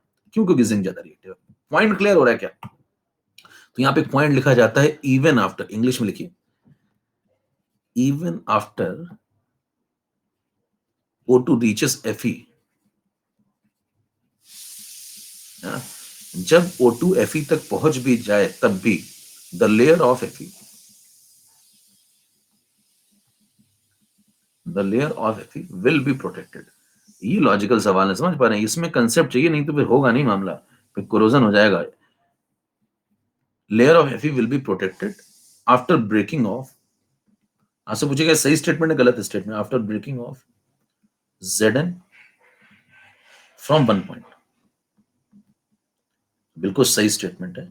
किसी एक जगह से अगर जिंक की लेयर टूट भी गई after breaking off Zn from 1 point, तब भी Fe की लेयर प्रोटेक्टेड रहेगी, यानी कि Fe का नुकसान नहीं होगा उसके बाद भी, क्योंकि जब O2 पहुंचती है Fe तक, O2 पहुंचती है Fe तक, तो भी जिंक ज्यादा रिएक्टिव है, तो बात जिंक सही करती है। तो ध्यान दीजिए जिंक किस प्रकार से Fe को बचा रहा है। जब तक ये जिंक की लेयर पूरी नहीं खत्म, ये कहता है जब तक हम पूरे नहीं निपट जाएंगे ना, पूरे कंप्लीट, ये लेयर है ना हमारे पास जो, ये मान लीजिए नीली वाली लेयर है, जब तक ये कंप्लीट नहीं निपट जाएगी तब तक Fe सुरक्षित है। जब ये पूरी खराब हो जाएगी तब जाके Fe की बारी आएगी। पॉइंट समझ पा रहे हैं? तो बताइए जिंक Fe को कब तक बचाता है? जब तक उसका एक एक कतरा ना खत्म हो जाए, जब तक ये पूरा नहीं खत्म हो जाएगा ना हर जगह से, तब तक Fe सुरक्षित है। एक जगह से टूट जाने के बाद भी Fe सुरक्षित रहता है, क्योंकि Zn ज्यादा रिएक्टिव है। कितनों कंसेप्ट की फील आ गई? तोड़िए फटाफट। इसको बोलते हैं गैल्वेनाइजेशन। 15 नंबर पे आइए। 15 नंबर में आपसे कहता हूं केस नंबर 2 बना लेते हैं जरा। ये केस नंबर 1 था। मैंने कहा ना मोक्ष यही मिलता है हर चीज का। मैं आपको उतना कंसेप्ट दे दूंगा कि उसके आपको कहीं कुछ किताब, कोई एनसीईआरटी नहीं, कुछ भी नहीं पढ़ना, खोलनी तक नहीं है एनसीईआरटी आपको। पढ़ना तो बहुत दूर की बात है, मतलब पहला पेज भी नहीं खोलना, सिलेबस भी नहीं देखना, बस सिर्फ जस्ट फॉलो मी। लेकिन फिर 100% लगा उसके आगे। पार्शियल करेंगे तो पार्शियली सब कुछ होगा आपकी जिंदगी में। Coating of Sn over Fe। मान लीजिए मैं आपसे कहूं कि Fe के ऊपर मैं इस बार एसएन की लेयर चिपका दूं, तो पहला सवाल, बचा पाएगी कि नहीं बचा पाएगी? यस और नो टाइप करिए। यस और नो। यस वाले ए लिखेंगे, नो वाले बी लिखेंगे। पोल स्टार्ट। यस वाले ए, नो वाले बी। बचा पाएगी कि नहीं बचा पाएगी? अब सोचिए अभी भी लोग गलत कर रहे हैं, जबकि मैंने सवाल पहले पूछा हुआ है कि बताओ दोनों में से कौन बचा लेती है, और आंसर था बोथ। लास्ट पोल में बताया है, पिछले पोल में इसका आंसर मैं दे चुका हूं, लेकिन फिर से मैंने पोल कराया, फिर भी लोग गलत कर रहे हैं। तो समझ पा रहे हैं, देश चल कैसे रहा है? संतुलन, संतुलन बहुत जरूरी है, संतुलन। 78% लोग का सही हुआ, लीजिए।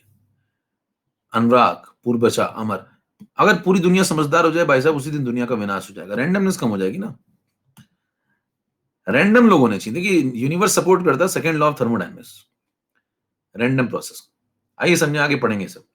तो मान लीजिए इसने इस बार आपने एफई लिया है ना, इस बार आपने एफई लिया और एफई के ऊपर कोटिंग कर दी इस बार आपने एसएन की। ये देखिए एसएन है, तो जब आप इसके ऊपर कोटिंग कर देंगे एसएन की, तो भाई साहब यहां से O2 फिर आएगी। फिर से जब O2 आएगी तो O2 क्या कहेगी? कहेगी गड्ढा बनाओ, गड्ढा बन गया। कहेंगे सर्किट तैयार करो, सर्किट भी तैयार हो गया। अब यह सर्किट जब तैयार हो जाएगा तो अब मेरे को बताइए कि यहां पे O2 जब आई तो किसको निपटाएगी? जो दिख रहा है भाई, जो सामने दिख रहा है ना। एफई तो आपने अंदर, अच्छा इस बार O2 जब आएगी तो रिएक्टिविटी किसकी ज्यादा है? चलो रिएक्टिविटी डिस्कस कर लेते हैं पहले। तो रिएक्टिविटी का ऑर्डर क्या है? सबसे ज्यादा तो जिंक था। फिर देखो यहाँ पे ध्यान से, तो यहाँ पे अगले नंबर पे एफई है, फिर अगले नंबर पे एसएन है, यानी कि एफई फिर एसएन। एफई की ज्यादा रिएक्टिविटी है, ठीक है। तो देखिए जब O2 आएगी तो O2 पूछेगी इस बार कहाँ है एफई, कहाँ है एफई? नहीं दिख रहा, उसकी रिएक्टिविटी ज्यादा तुमसे, कहाँ है? तो कहेगी पता नहीं, हमें नहीं पता, होगा कहीं। तो एसएन दिख रहा है, देखिए। तो जब एसएन दिख रहा है तो एसएन को निपटा के चली जाएगी। पॉइंट समझ पा रहे हैं? हालांकि वो इस बार पूछती है किसके बारे में? एफई के बारे में। कहाँ है एफई, कहाँ है एफई? होता तो ज्यादा सही रहता, ऐसी बातें दो चार करेगी, ठीक है। एफई होता तो ज्यादा अच्छा लगता, रिएक्टिविटी उसकी ज्यादा थी, लेकिन चलो तुम हो तो तुम ही से ठीक है। तो इस बार इसी को निपटा के चली जाएगी। लेकिन एफई चुपचाप अंदर, एफई कुछ बोल नहीं रहा, देखो चुपचाप बैठा एकदम ऐसे, कुछ नहीं बोलता, एकदम चुपचाप बैठा हुआ है। एफई को बचा लेगी कौन? एसएन वाली लेयर, ठीक है। बचा लेगी, समझ में आया कैसे बचाएगी? अब क्या हुआ भाई साहब, एसएन देखिए, एसएन की रिएक्टिविटी कम है, एसएन की रिएक्टिविटी कम है, तो बताइए इस बार गड्ढा होगा? हाँ गड्ढा होगा, लेकिन गड्ढा धीमे धीमे होगा। रिएक्टिविटी कम है तो ध्यान दीजिए, ड्यूरेबल ज्यादा है। रिएक्टिविटी जिसकी कम होती है वो धीमे धीमे खत्म होगा, तो उसकी ड्यूरेबिलिटी ज्यादा है, देर तक चलेगा। तो ये जो लेयर है ना हरी वाली को खत्म करने में बहुत समय लग जाएगा। आप समझिए ये हरी वाली जो लेयर है ना, इसको खत्म करने में पहली बात तो बहुत समय लगेगा, ये इतनी आसानी से खत्म नहीं होगी। तो ये गड्ढे जो बनेंगे ना बहुत धीमे धीमे, देखो ऐसे हल्का सा यहाँ से ऐसे हो, फिर हल्का सा यहाँ से ऐसे ऐसे हो, ऐसे से गड्ढे बनेंगे। और पिछली बार अगर आप इन्हीं गड्ढों को दिखाएं, देखिए धीरे धीरे गड्ढे बन रहे हैं, ठीक है, बहुत धीमे धीमे, बहुत, अरे कितना, बहुत ज्यादा। कभी ना कभी लेकिन यहां तक कहानी पहुंचेगी तो जरूर, आज नहीं तो कल। देखिए यहां पे गड्ढे कैसे बन रहे थे, अगर आप यहां पे सही से गड्ढे दिखाएं तो गड्ढे ऐसे बन रहे थे, देखो यहाँ गड्ढे खटाखट बन रहे हैं, देखो। देखिए एक गड्ढा यहाँ हुआ, अगले में तो सीधे यहाँ पहुंच गया, अगले में ये यहाँ पहुंच गया। क्यों? क्योंकि यहाँ पे देखिए जो जिंक है वो ज्यादा रिएक्टिव है, इसकी ड्यूरेबिलिटी कम है। कंसेप्ट देख पा रहे हैं? जिंक इज मोर रिएक्टिव, इसकी ड्यूरेबिलिटी कम है, ये जल्दी जल्दी लेयर टूटती है, ये जल्दी जल्दी टूटती है, लेकिन जब तक पूरी नहीं टूट जाएगी तब तक बचा के रखेगी।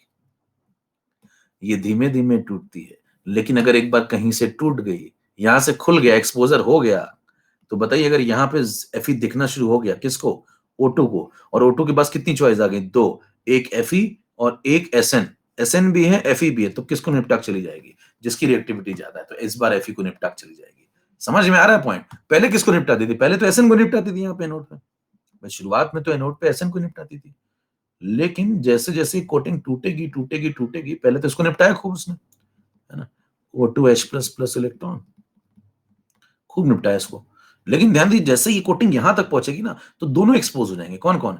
एक तो एफई भी दिखना शुरू हो जाएगा, है ना, और एक एसएन भी दिखना शुरू हो जाएगा। और बताइए जब एफई और एसएन दोनों दिखना शुरू हो जाएंगे और O2 के पास चॉइस आ जाएगी, O2 चूजी हो जाएगी, तो O2 क्या कहेगी?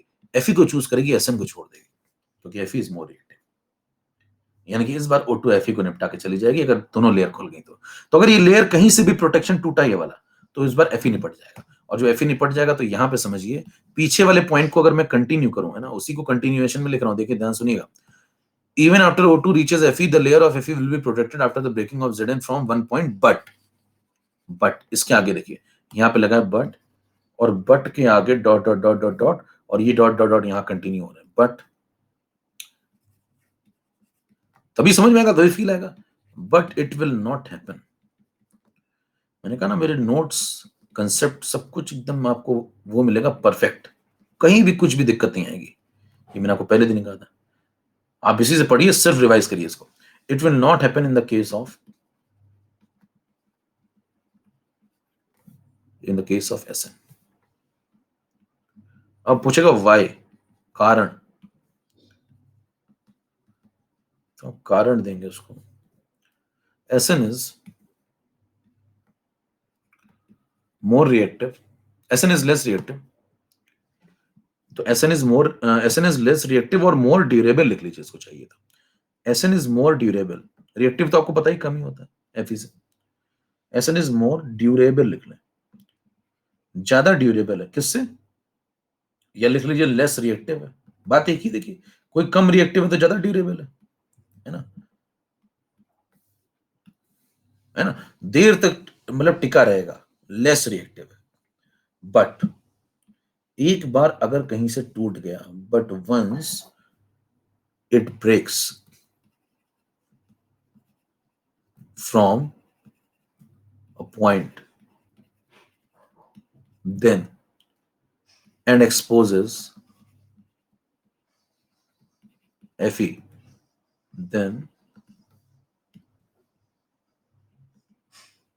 the rate of corrosion of Fe increases। समझ पा रहे क्या बोला मैंने? ऐसा देखिए, यहां से कंटिन्यूएशन पढ़िए। देखिए यहां पे कह रहा है, अगर कहीं से लेयर टूट भी जाती है तब भी जिंक Fe को बचाता रहता है, लेकिन ऐसा एसएन में नहीं होता है, क्योंकि एसएन ज्यादा ड्यूरेबल है, लेस रिएक्टिव है। लेकिन अगर एक बार लेयर कहीं से टूट जाती है और Fe एक्सपोज हो जाता है तो कोरोजन Fe का स्टार्ट हो जाएगा, क्योंकि Fe ज्यादा रिएक्टिव। फील आ गया तो तोड़ डाले कीबोर्ड। तो दोनों में अंतर समझिए, देखिए दोनों में अंतर समझिए। यहां पे जिंक ज्यादा रिएक्टिव था, जल्दी जल्दी टूटती थी, लेकिन जब तक पूरी नहीं टूट जाएगी तब तक Fe बचा रहेगा। यहां क्या बोलते हैं, धीमे धीमे टूटती है, लेकिन कहीं से टूट जाएगी तो Fe निपट जाएगा। अंतर समझिए, जल्दी जल्दी टूटती है, लेकिन अगर कहीं से खुल गई लेयर तो भी Fe को बचाएगी जब तक पूरा ना खत्म हो जाए, Zn। यहां धीमे धीमे टूटती है, लेकिन एक बार कहीं से खुल गया तो Fe निपट गया। मोक्ष चाहिए अंत, इसके आगे क्या पढ़ोगे आप? अब कहां ढूंढने जाओगे तुम हमारे का? मुक्ति देख पा रहे, मुक्ति का रास्ता यहीं से जाता है मेरे दोस्त। इसीलिए मैंने कहा था बचा तो दोनों लेते हैं, लेकिन दोनों के बचाने का तरीका अलग होता है। तो बोलिए, ज्यादा रिएक्टिव बचाता है या कम रिएक्टिव? आप कहेंगे दोनों बचा लेते हैं, लेकिन मेथड अलग अलग है। चलो नेक्स्ट पॉइंट।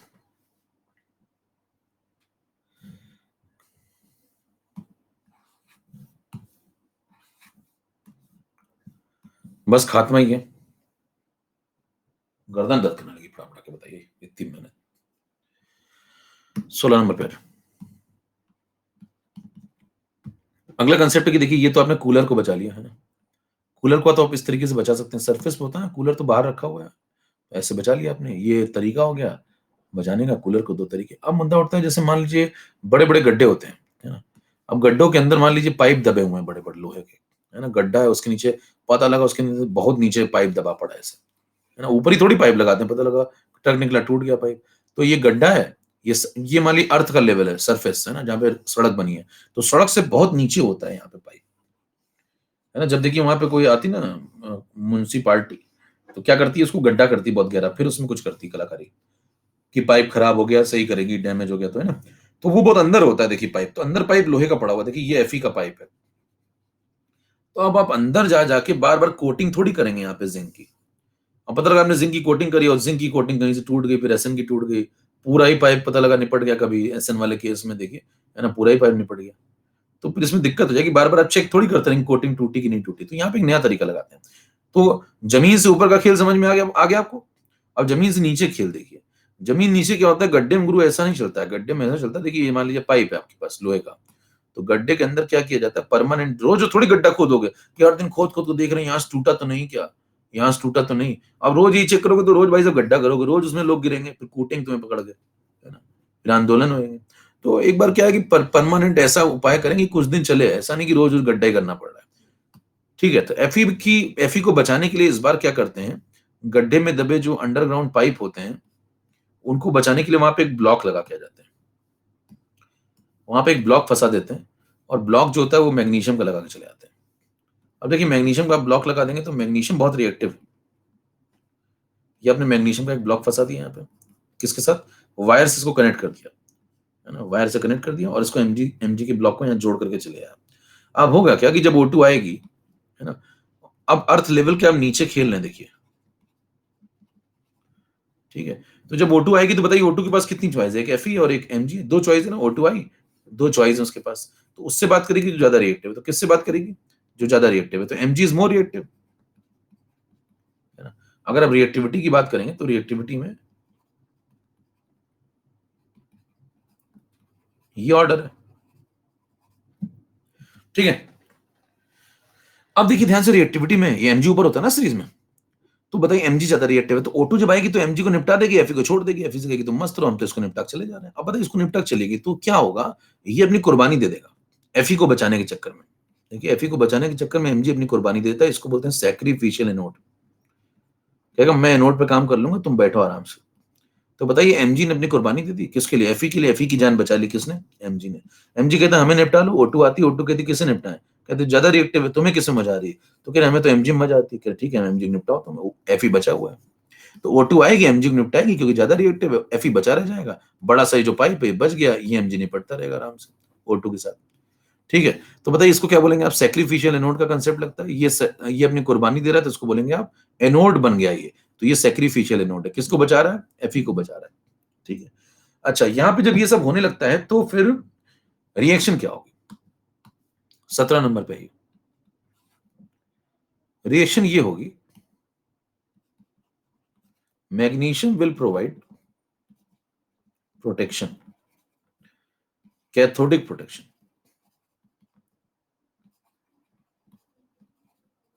है ना, टू Fe, क्योंकि ये बन चुका है सैक्रिफिशियल एनोड। अब होगा क्या, देखिए ध्यान से, Mg ने Fe को बचा लिया और उसे कैथोडिक प्रोटेक्शन दिया। देखिए क्या मतलब है, बात को समझिएगा ध्यान से।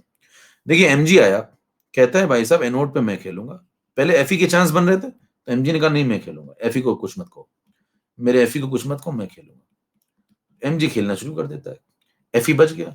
तो बताइए Fe की पॉसिबिलिटी यहाँ बनती कि नहीं बनती थी, बनती थी। यहाँ पे Fe होना चाहिए था, Fe+2 में कन्वर्ट होना चाहिए था, लेकिन इसने जो है अपनी कुर्बानी देकर के Fe को कहां ढकेल दिया, कहा कि तुम पीछे जाओ। पीछे जाओ मतलब मैं तुम्हारे लिए नोट का काम करूंगा, तुम जाओ कैथोड पे जाके बात करो।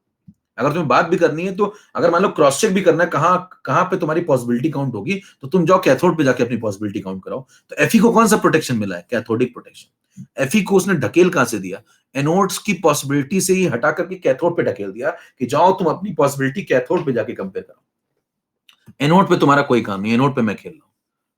समझ में आ रही बात, क्या लॉजिक देखिए किस लेवल के चल रहे हैं। Mg कहता है एनोड पे मैंने कुर्बानी दे दी, मैं बन गया सैक्रिफिशियल एनोड, और हालांकि Fe यहां खेल सकता था लेकिन Fe को ढकेल दिया क्योंकि उसकी टेंडेंसी कम है ऑक्सीडाइज होने की। तो इससे कहता है तुम जाओ कैथोड पे जाके अपनी पॉसिबिलिटी की चर्चा करो, वहां अगर तुम्हारा काम बन जाए तो वहां खेल लेना जाके, यहां नहीं, यहां तो हम खेलेंगे, ठीक है।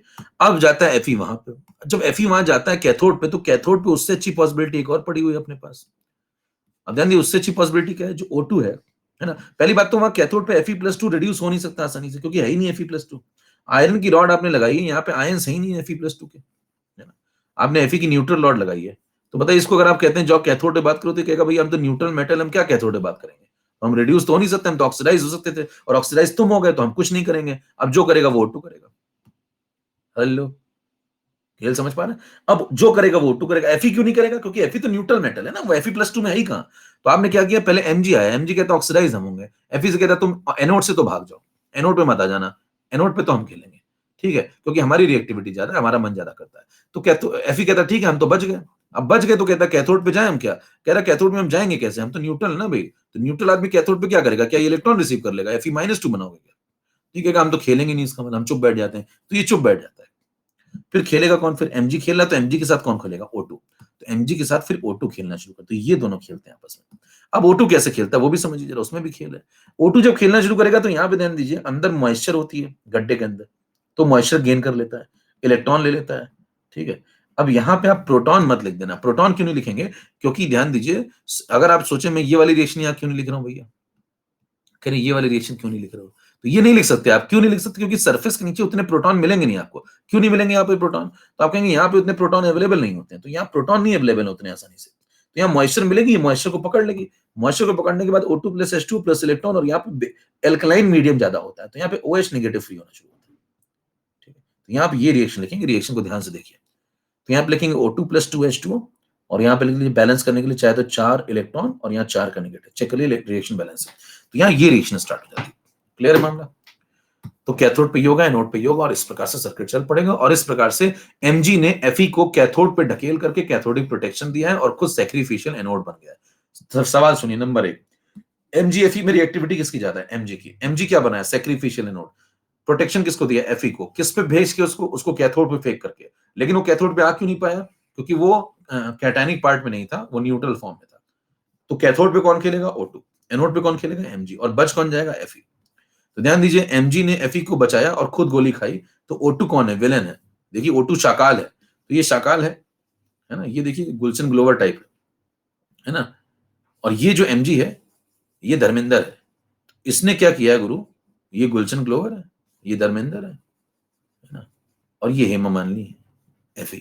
तो Fe को बचा लिया है, हीरोइन बच गई। देखो हीरोइन बच गई, हीरो मारा गया, गुलशन ग्लोवर ने इसको मार दिया। समझ पा रहे हैं? तो ये देखिए ये विलन है O2। O2 आई, Mg को निपटाया, Mg ने अपनी जान दे दी लेकिन Fe को बचा लिया। Fe हीरोइन है, फाइनली बच गई है। इस प्रकार से आप प्रोटेक्शन देते हैं। क्लियर मामला? ठीक है, ओके। 1 मिनट रुकिए, मैं 1 मिनट में आ रहा हूं। फिर बस 1-2 बातें और बची, बस खत्म करना, उसके बाद आप निकल लीजिएगा। 1 मिनट रुकना जरा।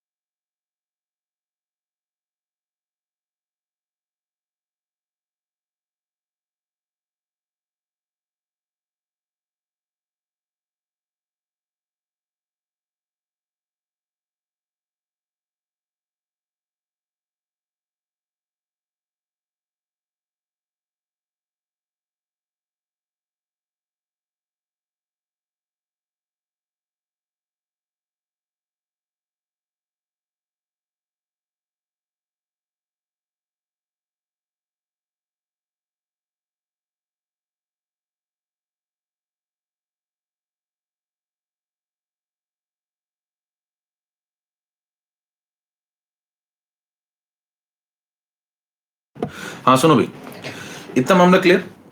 अब छोटी मोटी बातें 1-2 और बचती हैं, वो भी खत्म ही कर लेते हैं, लगे आता हूं। ये भी क्लियर तो फटाफट उठा दिखाइए। चलो सुनो, अब 1-2 बातें क्या बचती हैं। यहां पे बोलते हैं types of commercial battery, 18 number.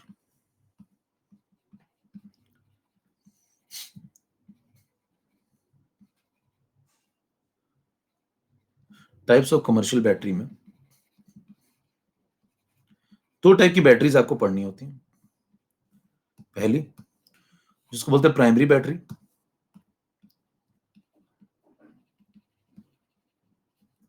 ठीक है, और एक दूसरी जिसको बोलते हैं सेकेंडरी बैटरी। दोनों में क्या फर्क होता है ये थोड़ा समझना होता है। यहां पे एक पॉइंट ऐड कर लें, any battery or cell that we use as a source of electrical energy is known as electrochemical cell. तो ये जो बैटरीज आप पढ़ रहे हैं ना, कोई पूछे भाई साहब ये किस प्रकार का सर्किट काम कर रहा है, तो आप कहेंगे इलेक्ट्रोकेमिकल सेल। इलेक्ट्रोलिटिक नहीं है, इलेक्ट्रोकेमिकल सेल है। पहला सवाल तो ये पूछा जाएगा, कहेगा क्यों, ऐसा क्यों? क्योंकि ध्यान दीजिए यहाँ पे आप पैदा क्या कर रहे हैं, तो आप कहेंगे इलेक्ट्रिकल एनर्जी जो है ना वो हम बना रहे हैं, है ना। इलेक्ट्रिकल एनर्जी दे नहीं रहे, बना रहे हैं एज अ सोर्स ऑफ। ये जो बैटरी होती है क्या होती है, ये सोर्स होती है किसका? तो बैटरी बना रहे हैं ना, हम इलेक्ट्रिकल एनर्जी गेन कर रहे हैं। तो इलेक्ट्रिकल एनर्जी गेन कर रहे हैं तो कौन सा सेल पढ़ रहे हैं? इलेक्ट्रोकेमिकल सेल, बराबर। इलेक्ट्रिकल एनर्जी इनपुट में थोड़ी दे रहे हैं, आउटपुट में ले रहे हैं। क्लियर है? तो पहला सवाल पूछा जाएगा ये जो बैटरी होती है वो किस तरह काम करते हैं, तो आप कहेंगे इलेक्ट्रोकेमिकल सेल, चाहे प्राइमरी हो चाहे वो सेकेंडरी हो। दोनों में फर्क क्या होता है? ठीक है, दोनों में फर्क है कि प्राइमरी सेल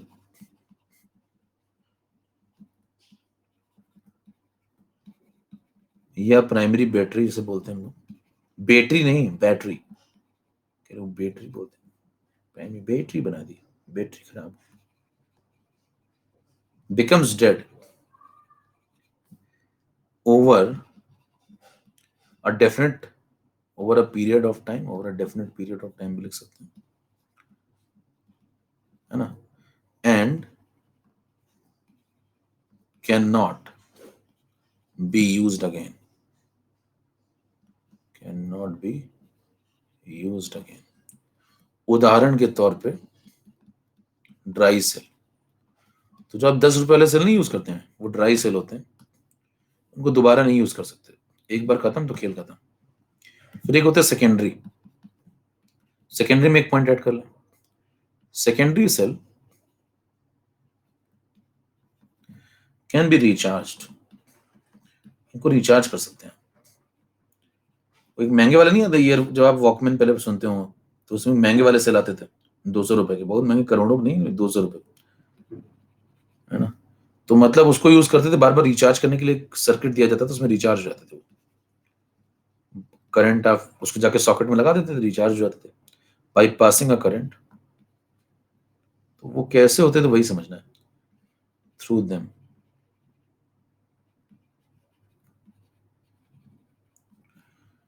इट कैन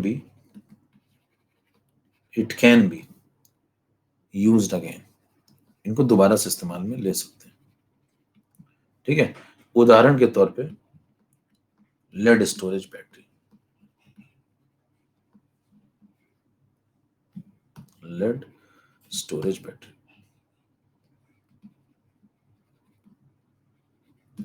ठीक है, पॉइंट क्लियर। तो यहाँ पे एक लेड स्टोरेज बैटरी होती है, इसको दोबारा से यूज में ले सकते हैं। ठीक है, अब कैसे लेते हैं वो सब थोड़ा सा आपको पढ़ना पड़ता है, तो इसमें पॉइंट करते हैं। सबसे पहले थोड़ा सा बता देता हूं मैं आपको, प्राइमरी सेल कैसे काम करता है। देखिए प्राइमरी सेल, प्राइमरी बैटरी पहली चीज तो,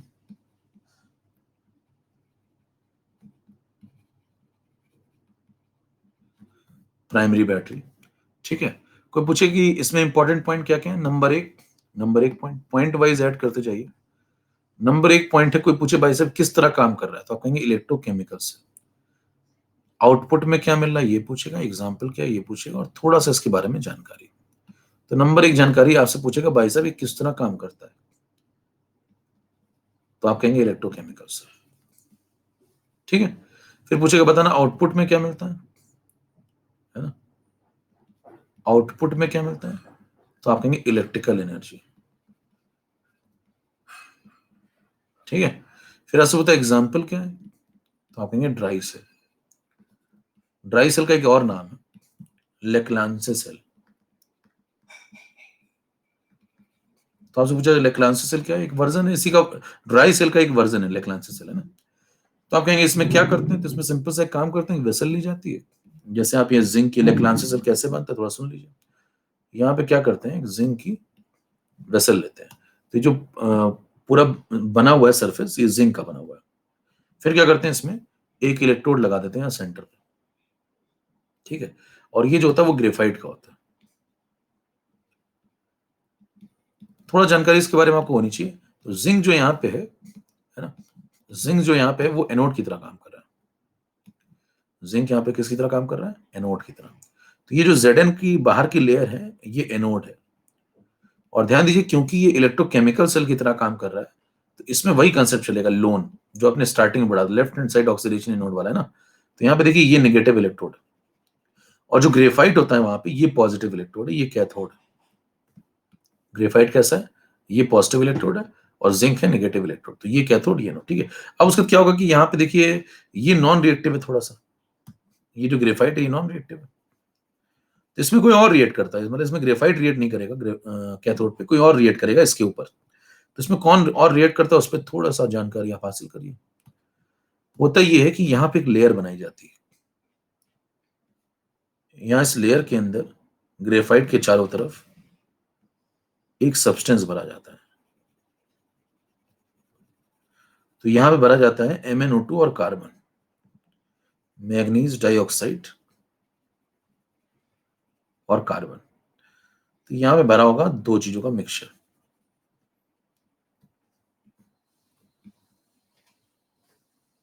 ठीक है। बस सुनो छोड़ना, ठीक है। और बाहर जो ये जो पोर्शन है, ये वाला पोर्शन, इसको भी कंडक्टिंग बनाए रखना पड़ेगा। इसके अंदर भरा होता है NH4Cl और ZnCl2 का मिक्सचर, ठीक है। अब देखिए NH4Cl यहाँ पे काफी एसिडिक है, वीक बेस स्ट्रॉन्ग एसिड है ना, ये एसिडिक देखिए केशव, ठीक है। तो ये एसिडिक कंटेंट इसके अंदर भरा होगा। अब होता क्या, देखो जिंक ऑक्सीडाइज होना, इसमें रिएक्शन क्या होती है बस देखिए वो समझ लीजिए थोड़ा। जिंक एनोड पे काम कर रहा है तो जिंक ऑक्सीडाइज हो जाएगा, तो जिंक हो गया ऑक्सीडाइज, ठीक। तो ये नोड पे काम कर रहा है। कैथोड पे क्या हो रहा है? कैथोड पे ये ग्रेफाइट तो नॉन रिएक्टिव है, ये तो रिएक्ट कर नहीं रहा। तो फिर रिएक्ट कौन करता है? ये MnO2 जो भरा ना आपने पेस्ट, ये रिएक्ट करता है। तो ये इलेक्ट्रॉन रिसीव करना स्टार्ट करता है। तो जिंक ने इलेक्ट्रॉन फ्री करे तो MnO2 रिसीव कर लेगा, तो MnO2 इलेक्ट्रॉन यहाँ पे रिसीव कर लेगा। अब MnO2 रिसीव करेगा क्या? करेगा क्या? तो रिएक्शन लिख लें बस आप 21 नंबर पे। तो आपसे पूछे कि बताओ ड्राई सेल कैसे काम करता था, आप कहेंगे जिंक ऑक्सीडाइज हो गया, ठीक है। ये लो भाई, और MnO2 क्या हो गया? MnO2, हाँ, MnO2 यहाँ पे NH4 प्लस मीडियम में पड़ा हुआ है, देखो यहाँ पे। तो NH4 प्लस मीडियम में पड़ा हुआ है। तो MnO2 क्या करता है, ये MnO2 और ये NH4 प्लस और यहां से जो इलेक्ट्रॉन फ्री होते हैं वो, ये तीनों मिल करके, ये तीनों मिल करके एक कंपाउंड बनाते हैं MnOOH, और यहाँ मीडियम में फ्री हो जाता है अमोनिया। अब ध्यान दीजिए यहाँ पे सवाल ये आता है कि बताइए, सबसे इंपॉर्टेंट सवाल जो यहाँ पे आएगा वो ये आएगा कि यहाँ पे जो MnO2 है उसमें Mn का स्टेट 4 है, और जब देखेंगे ध्यान से ये रिड्यूस जब होगा तो OH पे -1 चार्ज होता है, इस पे MnO पे +1 आएगा, O पे -2 है ना, तो Mn पे आएगा +3। देखो Mn पे +3, O पे -2 और OH पे -1, तो -1 -2 तो -3 और इस पे +3। तो Mn+4 किस में चला गया? कोई पूछे तो Mn+4 गया Mn+3 में। ये पूछा जाता है कि बताइए लेक्रांसी सेल में Mn कौन सी स्टेट से कौन सी स्टेट में रिड्यूस होता है। ये पहला इंपॉर्टेंट सवाल है, इसको आप जोड़ देंगे तो आपको फाइनल सेल रिएक्शन मिल जाएगी, उसमें कोई बड़ी बात नहीं है। आपको 2-3 बातें पता होनी चाहिए, एनोड किसका बना, कैथोड किसका बना। एनोड पे जिंक रिएक्शन कर रहा है और कैथोड पे MnO2 कर रहा है। सबसे इंपॉर्टेंट बात जिससे पूछी जाती है वो ये पूछी जाती है कि in this cell oxidation state में क्या चेंज हुआ है ना। तो इन दिस सेल Mn+4, दो बातें बहुत इंपॉर्टेंट है, ये तो रिएक्शन और दो बातें और। Mn4 is converted into Mn+3, एक ये ध्यान रखिए, इंपॉर्टेंट बात है बहुत, ठीक है। दूसरा पॉइंट इंपॉर्टेंट है कि जो NH3 यहाँ पे आपको लग रहा है कि ये जो बना है ये फाइनल प्रोडक्ट में काउंट नहीं होता है। NH3 गैस पूछा जाता है कि NH3 गैस जो बनेगी है ना will be counted in final product, तो जवाब है नहीं, will not be counted, will not be obtained as a final product. क्यों? क्यों? क्योंकि जो यहां से अमोनिया बनती है वो इस Zn+2 से कंबाइन कर जाती है। ध्यान दीजिए ये Zn+2 बना है, इसके साथ ये अमोनिया कंबाइन कर जाती है और ये दोनों मिलकर एक कॉम्प्लेक्स कंपाउंड बना लेते हैं। कॉम्प्लेक्स नहीं, कॉम्प्लेक्स, है ना। तो कॉम्प्लेक्स कंपाउंड बना लेते हैं। यहाँ पे होता ये है कि जो Zn+2 है वो अमोनिया रिसीव करता है और बना देता है यहाँ पे ZnNH3 होल 4 +2 चार्ज। इसलिए अमोनिया आपको फाइनल प्रोडक्ट में नहीं मिलती। ये सवाल इंपॉर्टेंट है, अमोनिया फाइनल प्रोडक्ट में क्यों नहीं मिलती? क्योंकि Zn+2 के साथ वो एक कॉम्प्लेक्स कंपाउंड बना लेती है और Mn+4 Mn+3 में कन्वर्ट हो रहा है। एक लास्ट बात और सुन लीजिए, बंद कर लीजिए, खत्म है प्राइमरी सेल। ड्राई सेल या प्राइमरी सेल जो आप पढ़ रहे हैं, अगर आप इन्हें ऐसे ही छोड़ दें, यूज ही ना करें, तो भी खराब हो जाते हैं। तो यहाँ पे एक पॉइंट लिखा जाता है, dry cell do not have, अगर आप ऐसे रख दें इसको ना, यूज ही ना करें, infinite, do not have infinite life. क्यों? ऐसा क्यों? या इनडेफिनेट लाइफ है ना, इनफाइनाइट या इनडेफिनेट लाइफ। तो इनडेफिनेट लाइफ नहीं होती, डेफिनेट लाइफ ही होती है इनकी, अपने आप खराब हो जाएंगे। क्यों? ऐसा क्यों? तो कहेंगे इसमें जो NH4Cl आपने भरा था वो एसिडिक मीडियम में होता है। तो ये जो NH4Cl है ना केशव, ये वाला NH4Cl, ये क्या कोरोजन करने लगता है इसका, जिंक का। तो ये जिंक को कोरोड कर देता है, खराब कर देता है। तो ये NH4Cl धीरे धीरे धीरे धीरे, ये जो जिंक की वेसल है ना, देखिए अपनी जमीन काट रहा होता है। ये जो NH4Cl है, ये क्या करता है, अपनी जमीन काट देता है। ये जो अपनी जमीन काट देगा तो यहाँ छेद हो जाएगा थोड़ी देर में, यहाँ से जिंक विंक सब ये सब बाहर आना शुरू हो जाएगा। तो अगर आप इसको ऐसे ही छोड़ देंगे, ऐसे ही छोड़ देंगे, तो धीरे धीरे इसको खराब कर देगा। कंटेनर जो बना है वो जिंक का बना है, तो जिंक के कंटेनर को निपटा देगा, ये निपटा देगा तो ये सेल ही खराब हो जाएगा। तो कुछ समय बाद ये खुद ही खराब हो जाता है। तो आप ऐसा कर सोचें कि मैं इसको यूज ना करूं और 10 साल बाद यूज करूं, नहीं चलेगा, है ना। रीजन क्या है इसका?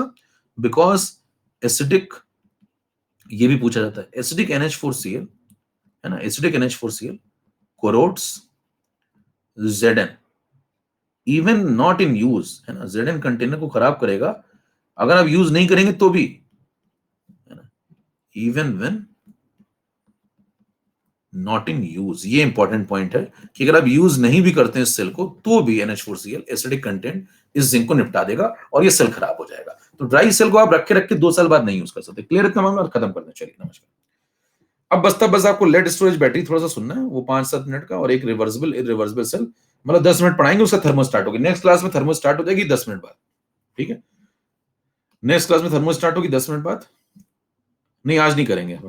एक आधे लोग कह रहे हैं मेरे को जाने में, ऐसे थोड़ी होता है, तुम्हारा मन नहीं तो हमारा क्यों मन होगा खत्म करने का? हमारे पास टाइम खाली थोड़ी पड़ा हुआ है। आधे कह रहे हैं कल पढ़ा देना, कल पढ़ा देना, तो हम भी कल ही पढ़ा देंगे, उसमें क्या।